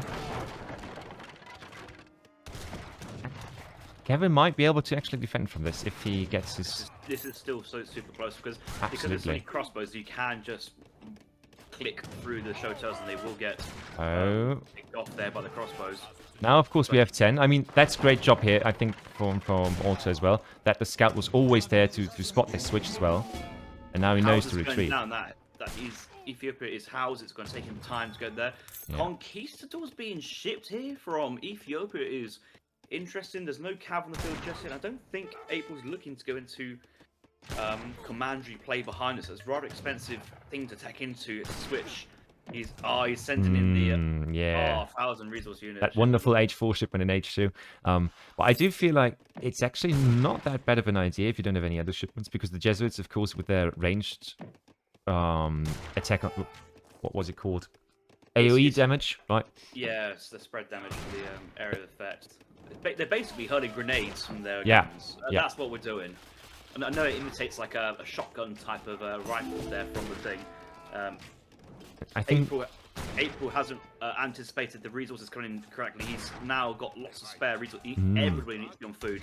But there's still potential for some spamming out so many more crossbows. Yeah, I do love the Hospitalis there, by the way, just for that extra HP on all his units, basically. And now we see the Conquistadors coming in, and this is going to be the fight. Not enough anti-cav, in my opinion. Sounds weird, but also not enough army being pulled here. I don't want to see Ethiopia commit too hard here. I don't think he needs to commit too hard. He's taking some good exchanges. It's all on April to keep on the front foot and force the exchanges. Those are Somalia still unchallenged. The Conquistadors getting some good spread damage behind. And you can see how the Shotas are still alive and watching the pikes but get picked off, so... that's a bit brutal there. And the pikes are tanking. They're tanking for their life, because the next batch is also no anti-cav. So let's see what Kevin follows up with. He has another batch of shuttles coming in. So if there's no pikes in the field, with that double batch, he might actually be able to clean this if he gets in that fight again. And look at that. April actually switched. He cancelled 2 half-done batches to get the pikes out now. Just look at the score lead. Even though April sent in a resource card of about 1,100 resources, it's still down in score at the moment because of the exchanges. And Kevin's Abens, they're still going. The livestock he can still sell and trade for resources. Villagers are still hunting quite happily. Maybe wants to actually eat one of the livestock for food instead of trading. Big Benny's coming in behind here. That's going to be a lot of gold or a lot of income in food. Which he's got quite a lot of villages on berries there, so you might want to think about actually using some of this for food income. But is that a third war hut now down for Kevin? Yeah. Yeah. With that kind of eco behind it. Yeah. You can see that the incoming trade for the gold at the market and then eating some remaining livestock will get him huge batches of other units. Yeah, because all of these guys are fully fattened here, so you can do with them whatever you like. Full price is guaranteed here, basically. Now, I know that April here's strategy was centered around get the axe, eat the axe, use that extra food momentum to kind of over chop on the wood and get 3 barracks down for the infrastructure. But, like, you got to remember that Kevin's here playing on this livestock map himself, and he's also using livestock to his advantage. Yeah. Oh, could this work on a no livestock map for April's point of view? Could we see a shift to 3 racks meta potential? I know everyone in the chat's going to say no, but hear me out. It could, and that's the point. Yeah, I already hear your alt brain working there, man. I mean, a 3 rack starting, still, I don't know if it really pays off if you have the chance, if you compare it to, as you said, Kaiser's strategy, to just get all of that extra eco, right? I don't know if it's worth the early pressure you put on your economy to get units out with 3 of those things. Well, Yeah. so Look at that shuttle mass. What if he? Oh my god! What if he went? Oh, this is so out of place here. Oh god. Today we mourn the death of our fellow Malta enjoyer, April. Yeah. To get cut apart in the open field. But this is not looking good, and this will be the end of it, unfortunately. But what a great composition awareness there from Kevin to go full Chateau. He still has Somali range. Carolines, he still has the conquistadors for the cavalry, so everything else behind it just melts behind. He still has those skirmishers for the pike front line. Yeah. And that was a tasty clean if I've ever seen it.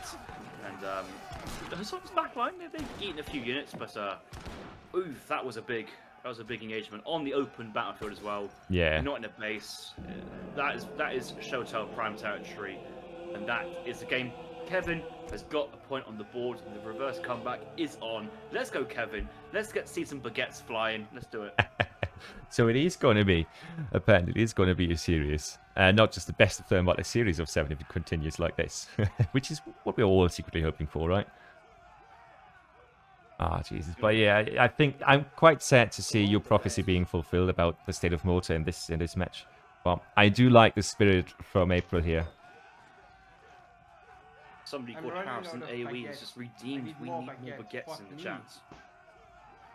And it's playing. You just talked over it. I'll do it again then. No. I still got another 80k points. 6-minute cooldown. Oh, yeah, the world is a cruel place sometimes. But yeah, quickly look at the economic numbers here, though, because I am interested. Look at that. Kevin out-gathering April here by 2,000 resources. Also shipping more free units. And military, I mean, we don't have to talk about that. We all know that Pike Bow is a bit of Russian play here.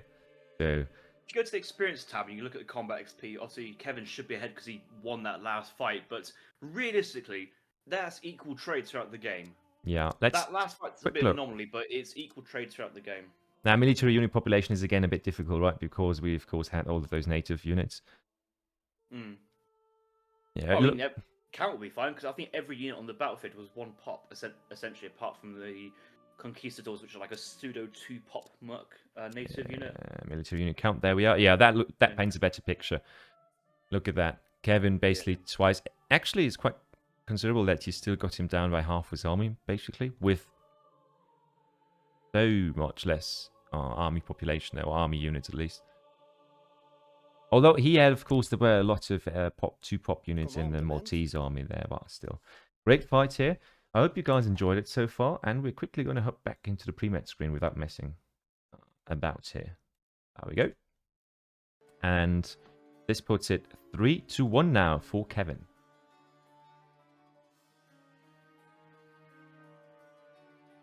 I don't really feel comfortable April picking Malta in tournament series.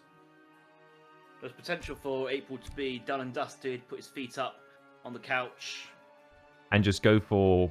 start drinking some beer, relaxing, knowing that you've got earned yourself a bronze medal. But we're going again into another game. Honestly, I feel biased because it's the baby I love, but Malta has kind of been on the receiving end of quite a lot of little. Oh, well, we say okay. This matchup's not as bad. This is going to be good. This could also be a long one. This is a warning for everybody. Yeah. Get yourself a drink now. Right now. now. Could be in for a good one. Because this might take a while, or it's going to be finished in the first 8 minutes. We're going to see about that. Because the matchup is obviously, well, Malta again, but this time on the other side of the table.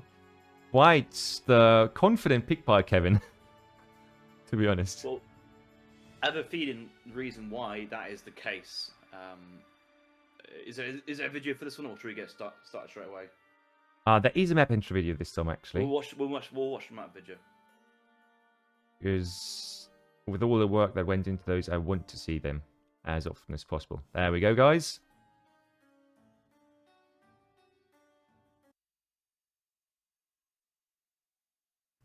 The Guiana Highland is a highly contested region east of the Orinoco River, known for its tremendous biodiversity.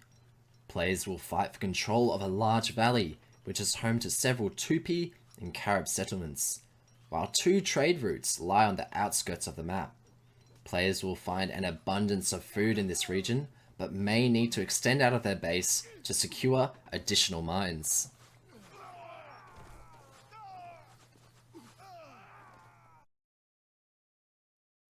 Alright, and back into the game we go. With Kevin on Malta, starting in the north of the map and in the southwest, of course. We've got April on the Brits. And honestly, this map for Brits, in my opinion, is a bit questionable, but this matchup as well, because I always felt like this matchup is just really goddamn terrible for Malta in a lot of ways. But you tell me more, because you obviously are the better house enjoyer, the Malta enjoyer here. So the first thing is the map. It's a larger map. It's not a huge trading post map. It's 2 lines of 2, so it's not like a central plains of a single TP line of 5.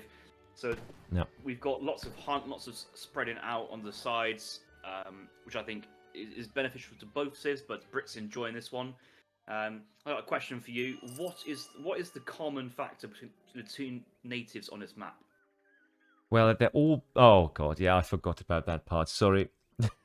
So obviously, they're all buff archer units. Congratulations. They both have archer-based units, buffing archer-based units, and both the British and the Maltese have access to archer-based units. That's the longbow and the crossbow. I mean, to be fair, Malta can also go for longbows, which is not a bad shout. True. I'm kind of surprised... Well, it doesn't really matter which civ you pick, as long as you pick a player civ you're comfortable and enjoy, but Japan from April would be a huge play, a good counter pick here to Malta if he could play Japan. I'm happy with Brits as well. I think both civs can win the matchup. I think it's more balanced. Edges for Brit a little bit.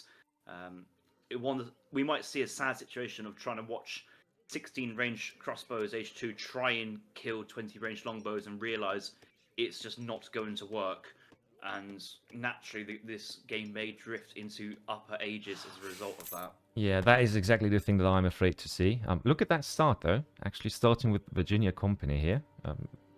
It's my Brit meta knowledge is not that great, but I haven't seen that in a long time without a TP or something first. That's a claim, that is. That is an interesting decision. I think the thing is once VC is in, you can start building houses when ready.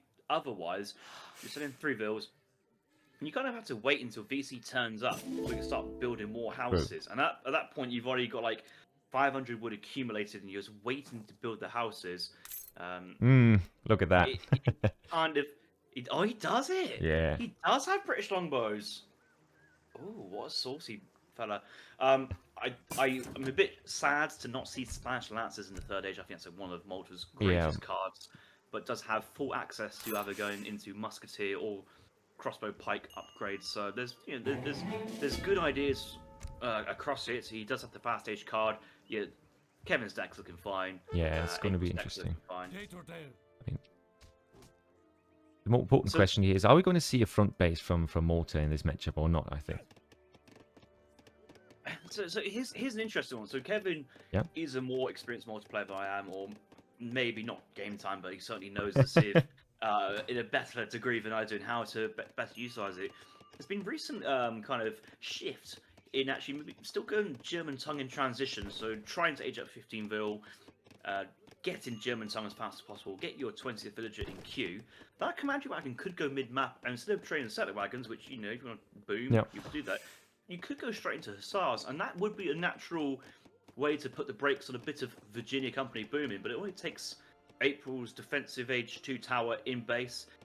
Line of sight here from the manors as it's spread across the map, as you can see. Great play there from April. And a barracks of 5 pikemen and hussar opening from Malta. Kind of feels iffy, falls flat on the face, and stunts the eco that Malta really wants, and then essentially delays the age up even further. So it's this might be a pure boom off between the two players. It might be offensive. We could see hussar longbows from both players, or from Malta. There's potential. Kevin hasn't got the longbow card in his deck to look at because it's a pretty card. He's got that with purpose. Yeah. I do expect to see it at some point. But we do both agree that we're going to see this one first, though, right? Because it would be very weird to see anything else then. Maybe he's chopping. Maybe he's chopping for a 4-rax rush. Yeah, possible. there we go. It's going to be interesting to see how this one plays out because, of course, investing 500 wood twice into an H2 shipment is incredibly costly here, and he has the next shipment to go. So here's the interesting one. Oh god. How do you get 500 wood or 400 wood? You can either send it in 700 wood. Ah, no, you're going to do it for the age up. Or you can get it for the age up. So we could see British longbows being called after the age up and being sent to the 4th commandery from the German tongue. That would be interesting. You have then 2 commanderies, one producing longbows, one producing settler wagons. So it has a synergy there. And aggressive longbows, which are 10% combat boosted compared to Brit longbows, no way for Brits to upgrade them in Age 2 apart from native technologies. They are expensive. There's a way for Malta to kind of get on that front foot and be offensive and cause damage.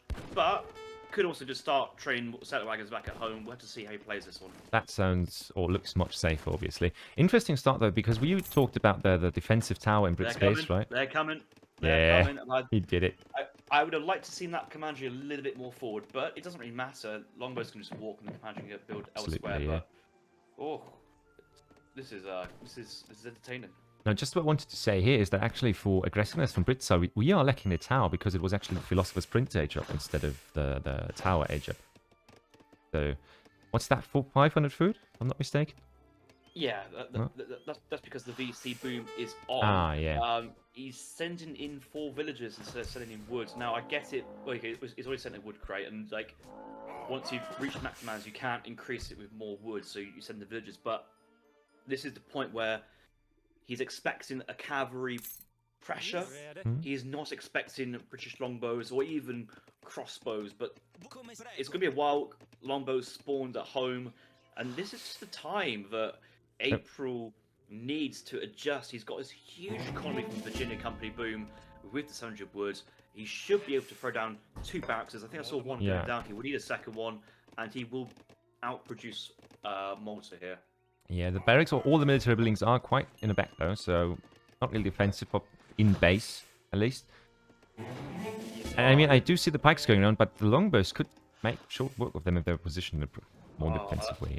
Gardra in the chat has asked, has this build ever been used in the past by anyone? And I'm very proud to announce that yes, Gardra, I have used this build in the past. Bow down to me, please.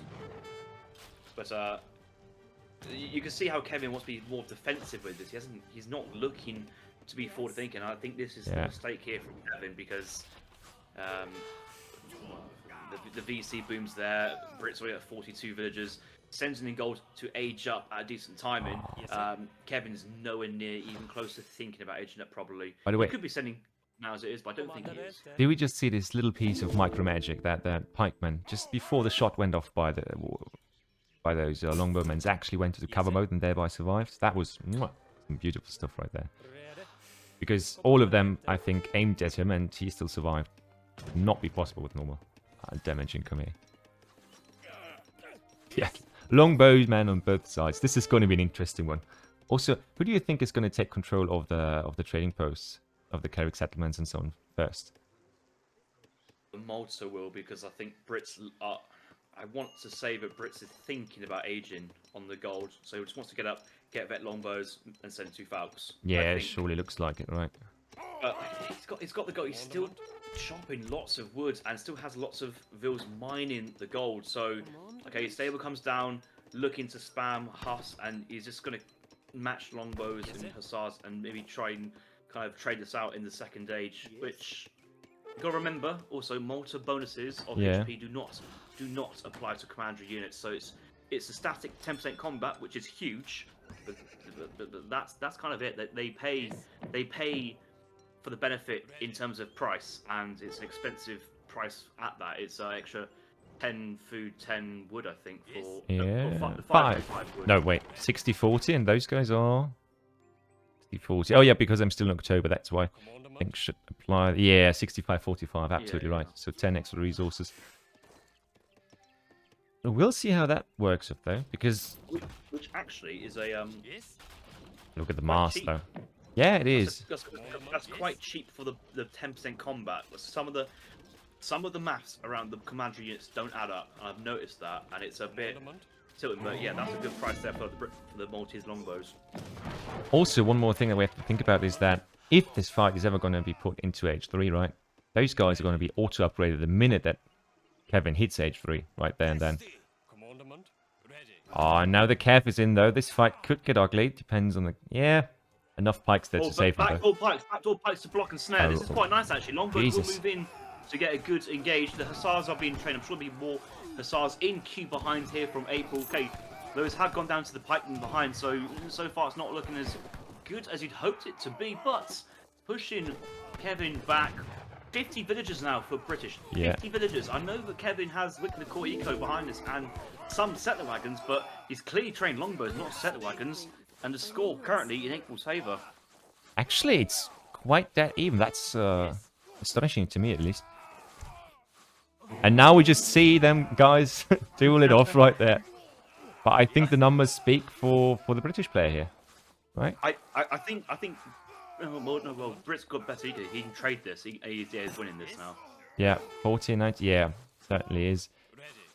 It was touch and go for a little bit. 10% combat is not. It doesn't mean they're 10% stronger. It's like, let's say it's 22% stronger because how both the HP and attack kind of cross multiply in that situation. But yeah, if April's happy to make batches of 10 longbows and 5 hussars versus maybe 8 longbow, 5 pike defense there from Kevin, I'm sure April's fine. Here comes some hussar raiding behind, and it would be interesting to know. Look at that, the shipment coming in clutch right there.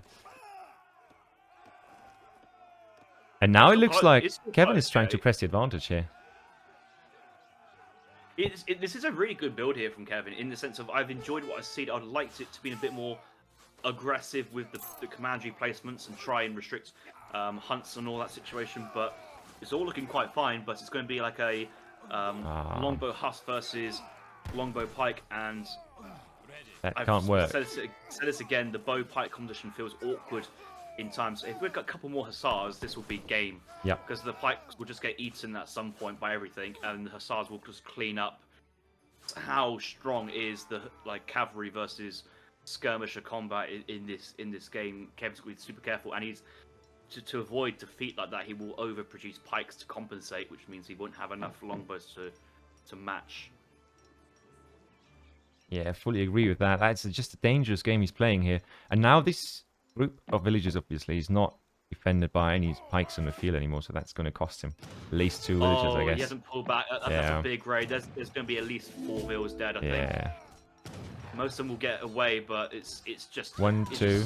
It's also psychological as well for Kevin. Like, this is last chance saloon, and he's just been raided when he knows there's cavalry on the field. Like, he'd be kicking himself. He knew That was potentially a possibility. Yeah, should have drawn back to that position rather than to the lower part over here. And now, of course, more Oh. reinforcing longbows. This is important. Kevin going double Hussar Yeah. production at the moment, and 10 order Hussars, maybe time it with Minutemen, Pikes coming as well, can clean up April's army. So there is and if April sees feeling comfortable, we might see the goal thinking, Honestly. age up, let's dive in. This could be big pop. 10 Kev Huss coming with out. the Minutemen not yet called in behind, but that's good because the Pike's in. This is going to be a cleanup, I think. I think Jesus. Kevin crushes this. More Kev coming in though. Might be a bit problematic there. The value from the Pikes from Malta is insane. Yeah. Will tank as well. Goodbye longbows. Sweet dreams there from April's aggression. I don't think the game ends just right now, but that push has basically been nullified. And what a crush! He's staying in H2 longer, and here comes the trip to Jerusalem, which will give Kevin about 1,200 resources. Yeah, 1,500. 14. It's up to 14 already. Yeah. That is so huge, and especially getting such a greedy shipment after cleaning such a huge fight is just huge. Kevin can take back map control, can get commanderies all over the place, so he's settled for H3 as well, for example, or he can just utilize that resource pool to get in a better direction to H3. Huge fight right there. You know one thing I would have loved to see though?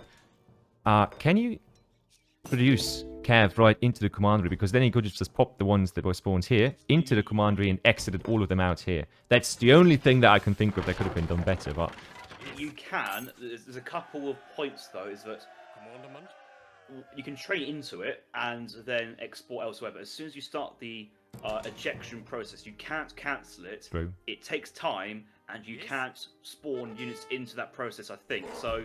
It's like 15 seconds to eject. So you kind of have to get the units into the commandery and then train it, and it's like it kind of works. It wouldn't have made much difference at that point for that fight, let's say. all right, yeah, no, that is a point again. And look at that, he's actually going for the H up. Obviously, makes sense because then his order longbowmen and his cav will immediately be upgraded to H3, and that will be just huge. Hopefully, his commander is up. Yeah, Safe. That's fine. that was important. If he hadn't built that thing yet, then bad stuff would have happened over there. And Jesus, April could have gone in there, but I think he just... Can we see his line of sight? Has he seen dead animals? This is the question. He doesn't know. He only sees the one, and it's not really... With those tapirs, of course, it's not always that easy to see because he could just be lying down. Yeah, but you click on the tapir and you estimate the amount of gathering on it, and you just tell whether it's just decaying or 2 vils or like 8 vils are on it, and you need to raid it. Actually, we see, age up the sergeant at arms and the fast age up it should be as well, right? Yeah. Okay. We're going for the dot push. Nick's called it. Yeah. We're spending Knights of Rhodes as next card here for Kevin. He's already got a couple of commanderies down. 3 of them. He's going to look to try and go for a 15 dot push. Now the shipment's a bit out of the way, but at the moment already 9 dots is a great card, and it doesn't feel like he's having to. Yeah, he's researching hospitalities already. Yeah. Oh god, and vet pikemen obviously as well to bolster out the composition here. But look at the longbowmen already upgraded with their 10% bonuses. That is just huge. And Kevin might be taking this game if he continues to play like this. I mean, Scorley is there as well. He has a TP line, or he has TPs at least, if not aligned and something. I assume that April's trying to age or is.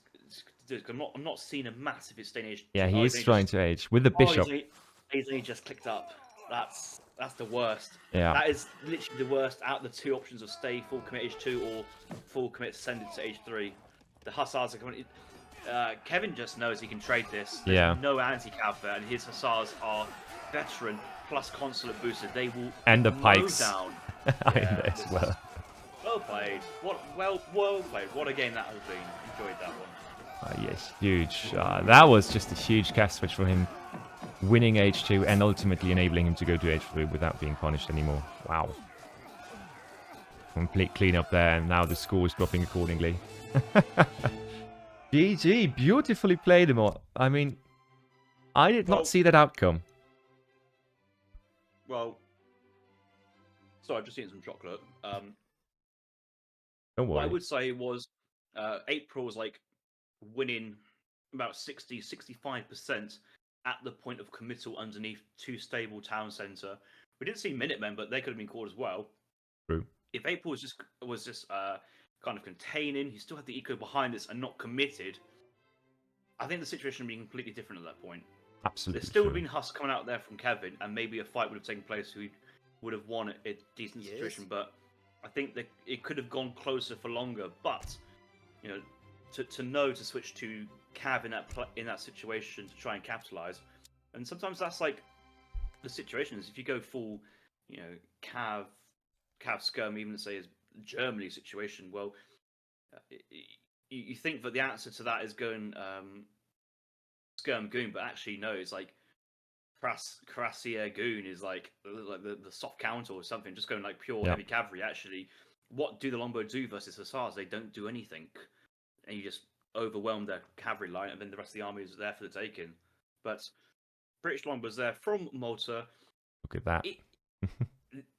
The other thing as well for you need to know about the Malta longbows is I think it's a way that Malta can deal with falconets as well. So because of the range.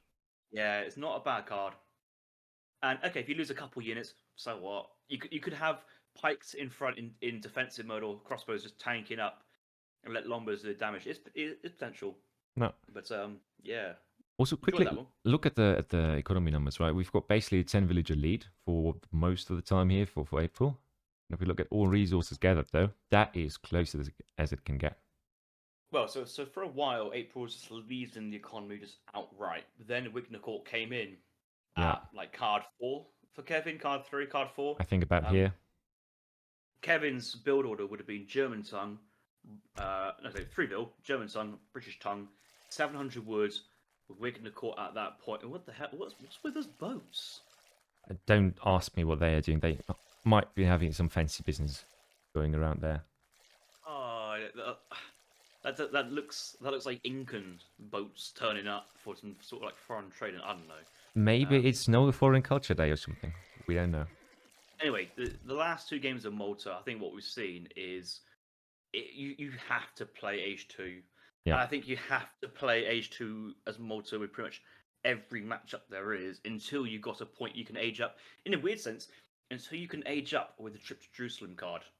You have to farm that card until that card is good enough to give you the resources to kind of then bounce off that. And it's a very weird dynamic, but it's the more you look into it, the more Malta rewards you for staying age 2 and not going up to the 3rd age for other things like fixed guns and the upgrade units. It's but also for fighting in H2. That's the weird, especially weird one in my opinion, because you have a lot of series that kind of benefit from a longer H2 where they just stay very defensively or don't want to take a fight if not necessary.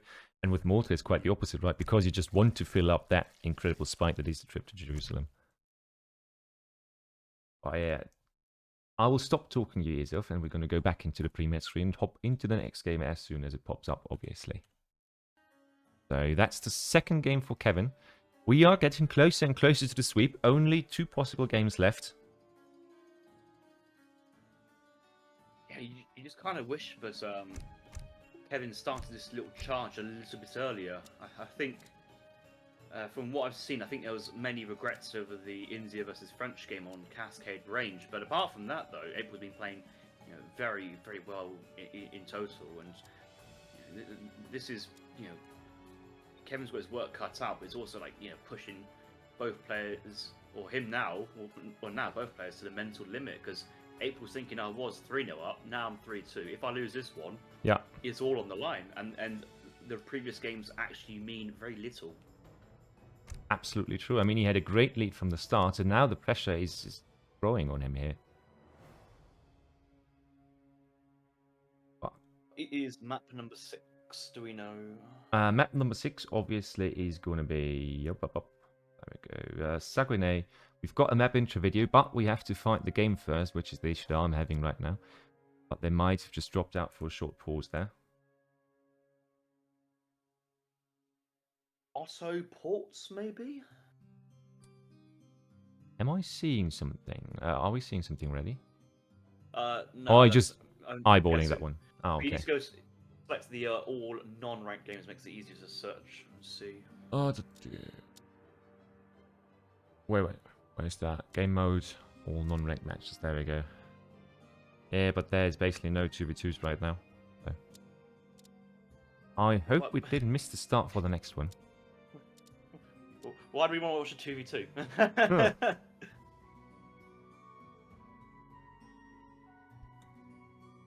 Quickly ask them for a second. Hey. Go.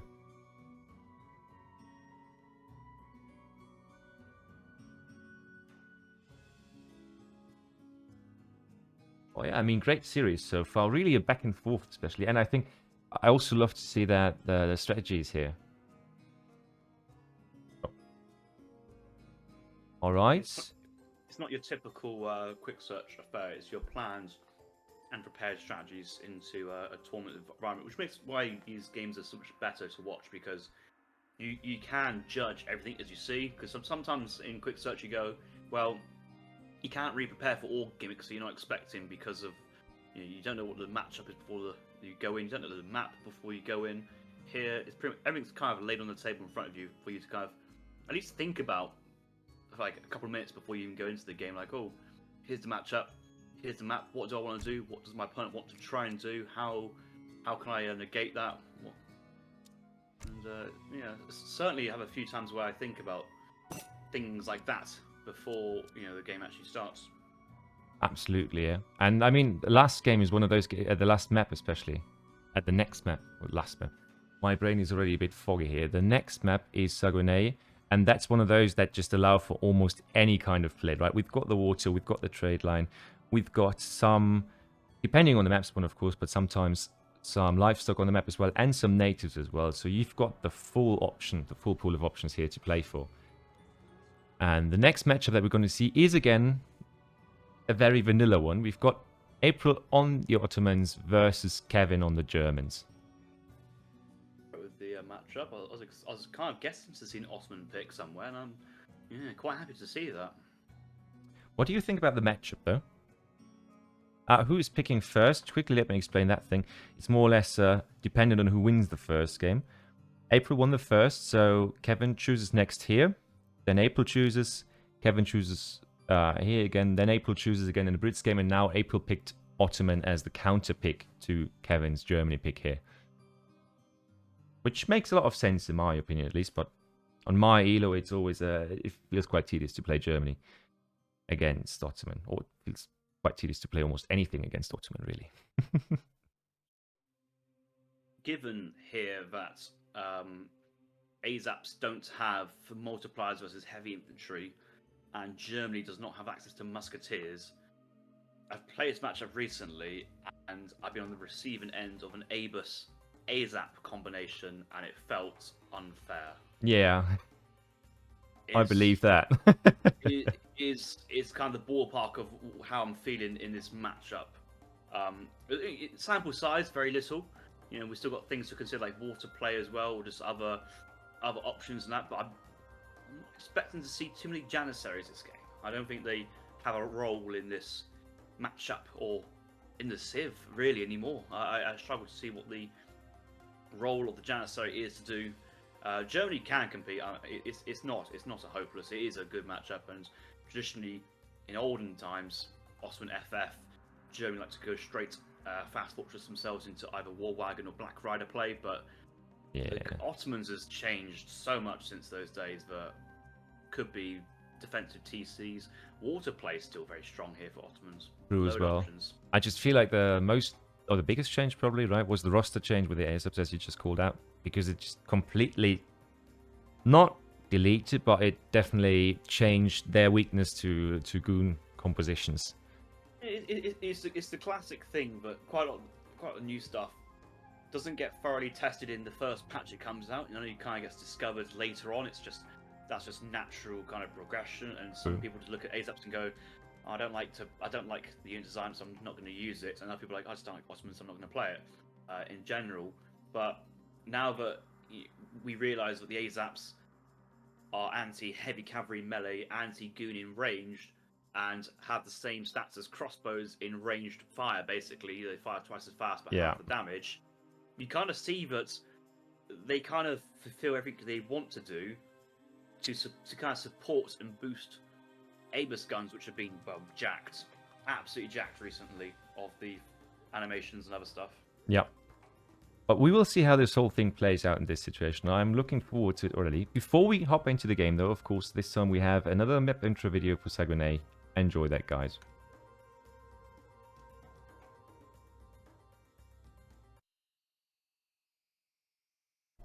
Summer or winter, the legendary land of Saguenay offers diverse opportunities. Constructing defences on the islands in the sea and on the coast will help control the ocean. But do not ignore the land. Here, you'll find a trade route that can take variable positions, but will always cross the map through its centre, while the Cree settlements can form a strong economic option.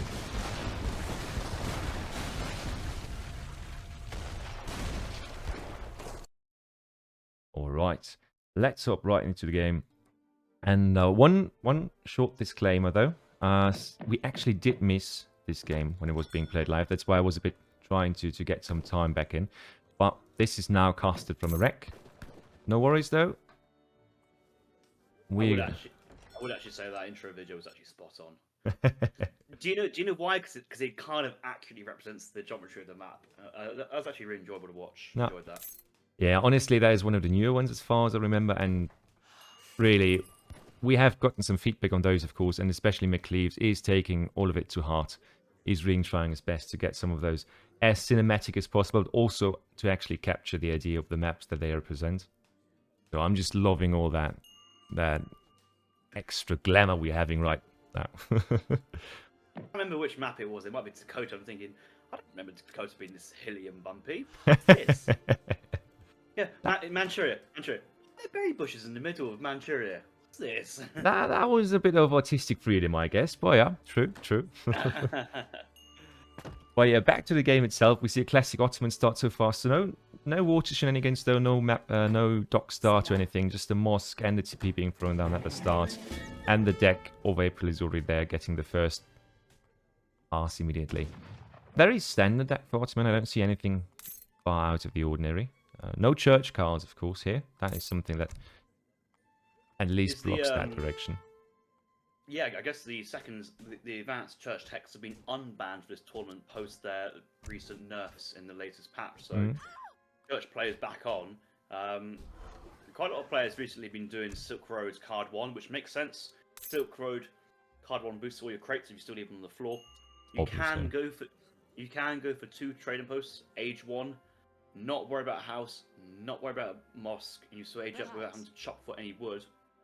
You get the remaining wood on the Silk Road coming in, and then the Silk Road boosts your 2 trading posts for XP, your age up crates, your shipped crates, more resources, and gives you some really good momentum from that point of view. But I think it was Julian playing Osman on Dakota in his semi-final series, declined Silk Road going for 3 Vil openings, so still the jury's out on openings here for the Ottomans and how it plays. It does depend on what strategy and if you're going water or not, or how you want to go about it, but there's certainly lots of good ideas behind Ottoman at the moment. Germany's very standard at how it opens. Yeah. And I mean, Pandul, yeah, it's Pandus, yeah. The problem is in this matchup, what do Pandus counter? Do they kind of counter Abus guns? Because I don't know. I guess it is that they just don't trade as badly as the usual skirm trade goes, but I do fully understand the criticism there because it feels weird to see that against Ottoman. And Lady Ezzard doing her work there. Taking actually 130 XP, which is huge for Germany to get a good start in H2. And to keep the XP curve right up where it belongs. Ottoman on the other side gets 100 food treasure, which is also huge for their H2 start. I'm interested in seeing what we're going to see out here from October, from April. Because what do you usually want to do in this matchup with Ottoman? You want to go fast, aggressive H2? You can do that. Do you want to FF against it? You can do that. You have a lot of options to choose from. Not just in the H1, as you said. Well, I think Ottoman is one of the most versatile H1 civs, probably, in the entire game.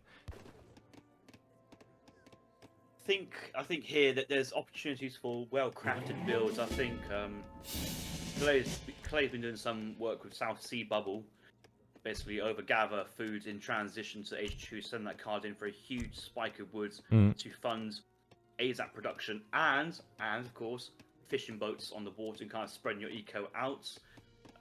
But April here going 700 gold, 700 wood, looking to probably get another. Oh my god. Oh my god. I just saw that.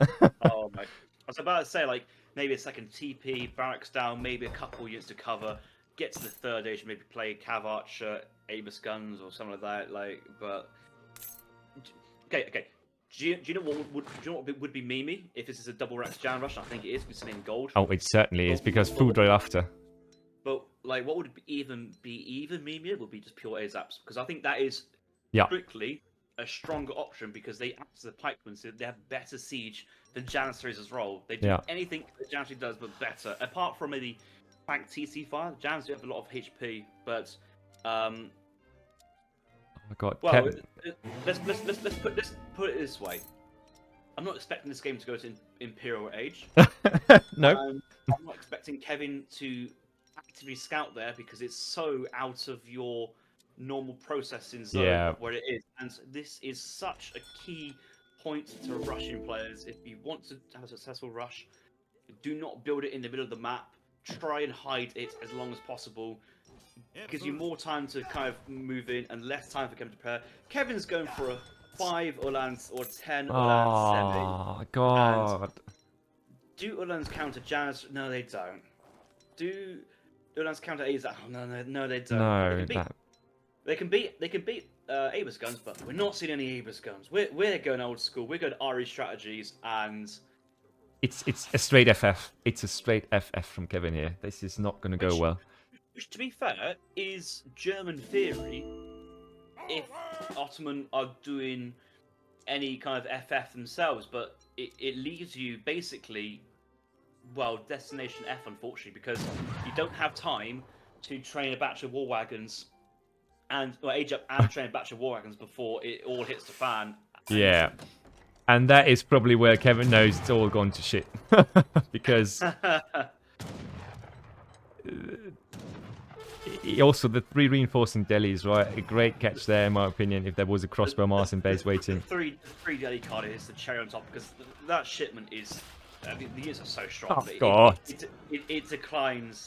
It declines the crossbows. And oh, no. I understand resonation at that point. Yeah. 100%, and the GG's called there. So because Kevin was on such a great comeback path, in my opinion, and then getting caught off guard. If you want to win championships and get yourself high in the tournaments, practice your double X Jan Rush. I kid you not. Every time I play Ottoman, I'm always looking for double X Jan Rushes, because I've been scarred too many times in RE over how the most simplest strats in the game are still the best, or one of the best. And that's, guys, why you always check the corners as well, if you can. Ah. Yeah, you know what? I don't know if Maito is still in chat, but I once cast the legendary series between him and... damn it. I can't remember his name. He hasn't been playing actively anymore, at least in Age of Empires 3, but Olivesa. I think it was Maito versus Olivesa, and that series ended on Punjab. Exactly same matchup, exactly the same stuff happening. He just went with 2 Rex right above his base and just pushed in at that 6-minute mark or something. And that was the last game of the series. So, yeah, that... I think overall, the deserved winner has won and claimed 3rd place. I think as a series overall, I don't think there's been too many arguments and complaints of that. Yeah, so I think GG's there for April. Absolutely. We would have liked to see a longer game, but I as games execution go, I think that's a well executed game there from October. I got no complaints over that one. So roads to 2K ELO with the Ottoman double X Jan Rush confirmed there for another streamer, maybe. Oh, you guys be the judges of that. What you will also be the judges of is actually the next series, or well, at least on the question if it's a decent finale or not. But with that matchup that we have, with that lineup that we have, it's sure to be. Somebody in the chat is saying not scouting is lazy. It's not scouting. It's trying to scout everywhere at once. Now, yeah.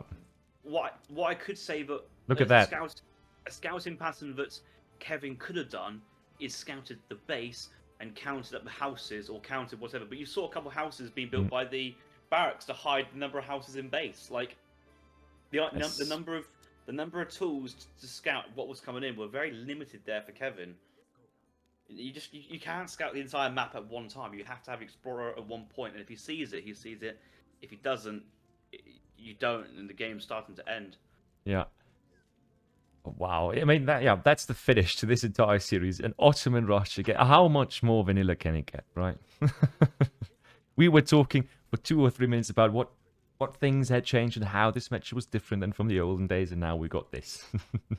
But yeah, a great end to the series, and also more or less the beginning for the next one. I will hand over to Giggs at this point. He will take over the cast from here. Is the file going straight into it now? It is going to do that. Yeah, I do have to restart the stream, so you guys, that's it from us. Hope you guys enjoyed the series so far.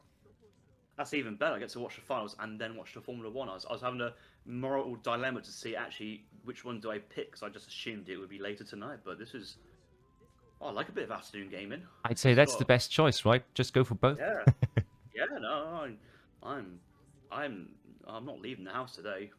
I had a little night party last night, and nice chill Sundays on the cards with some prime time entertainment. So I will enjoy that one.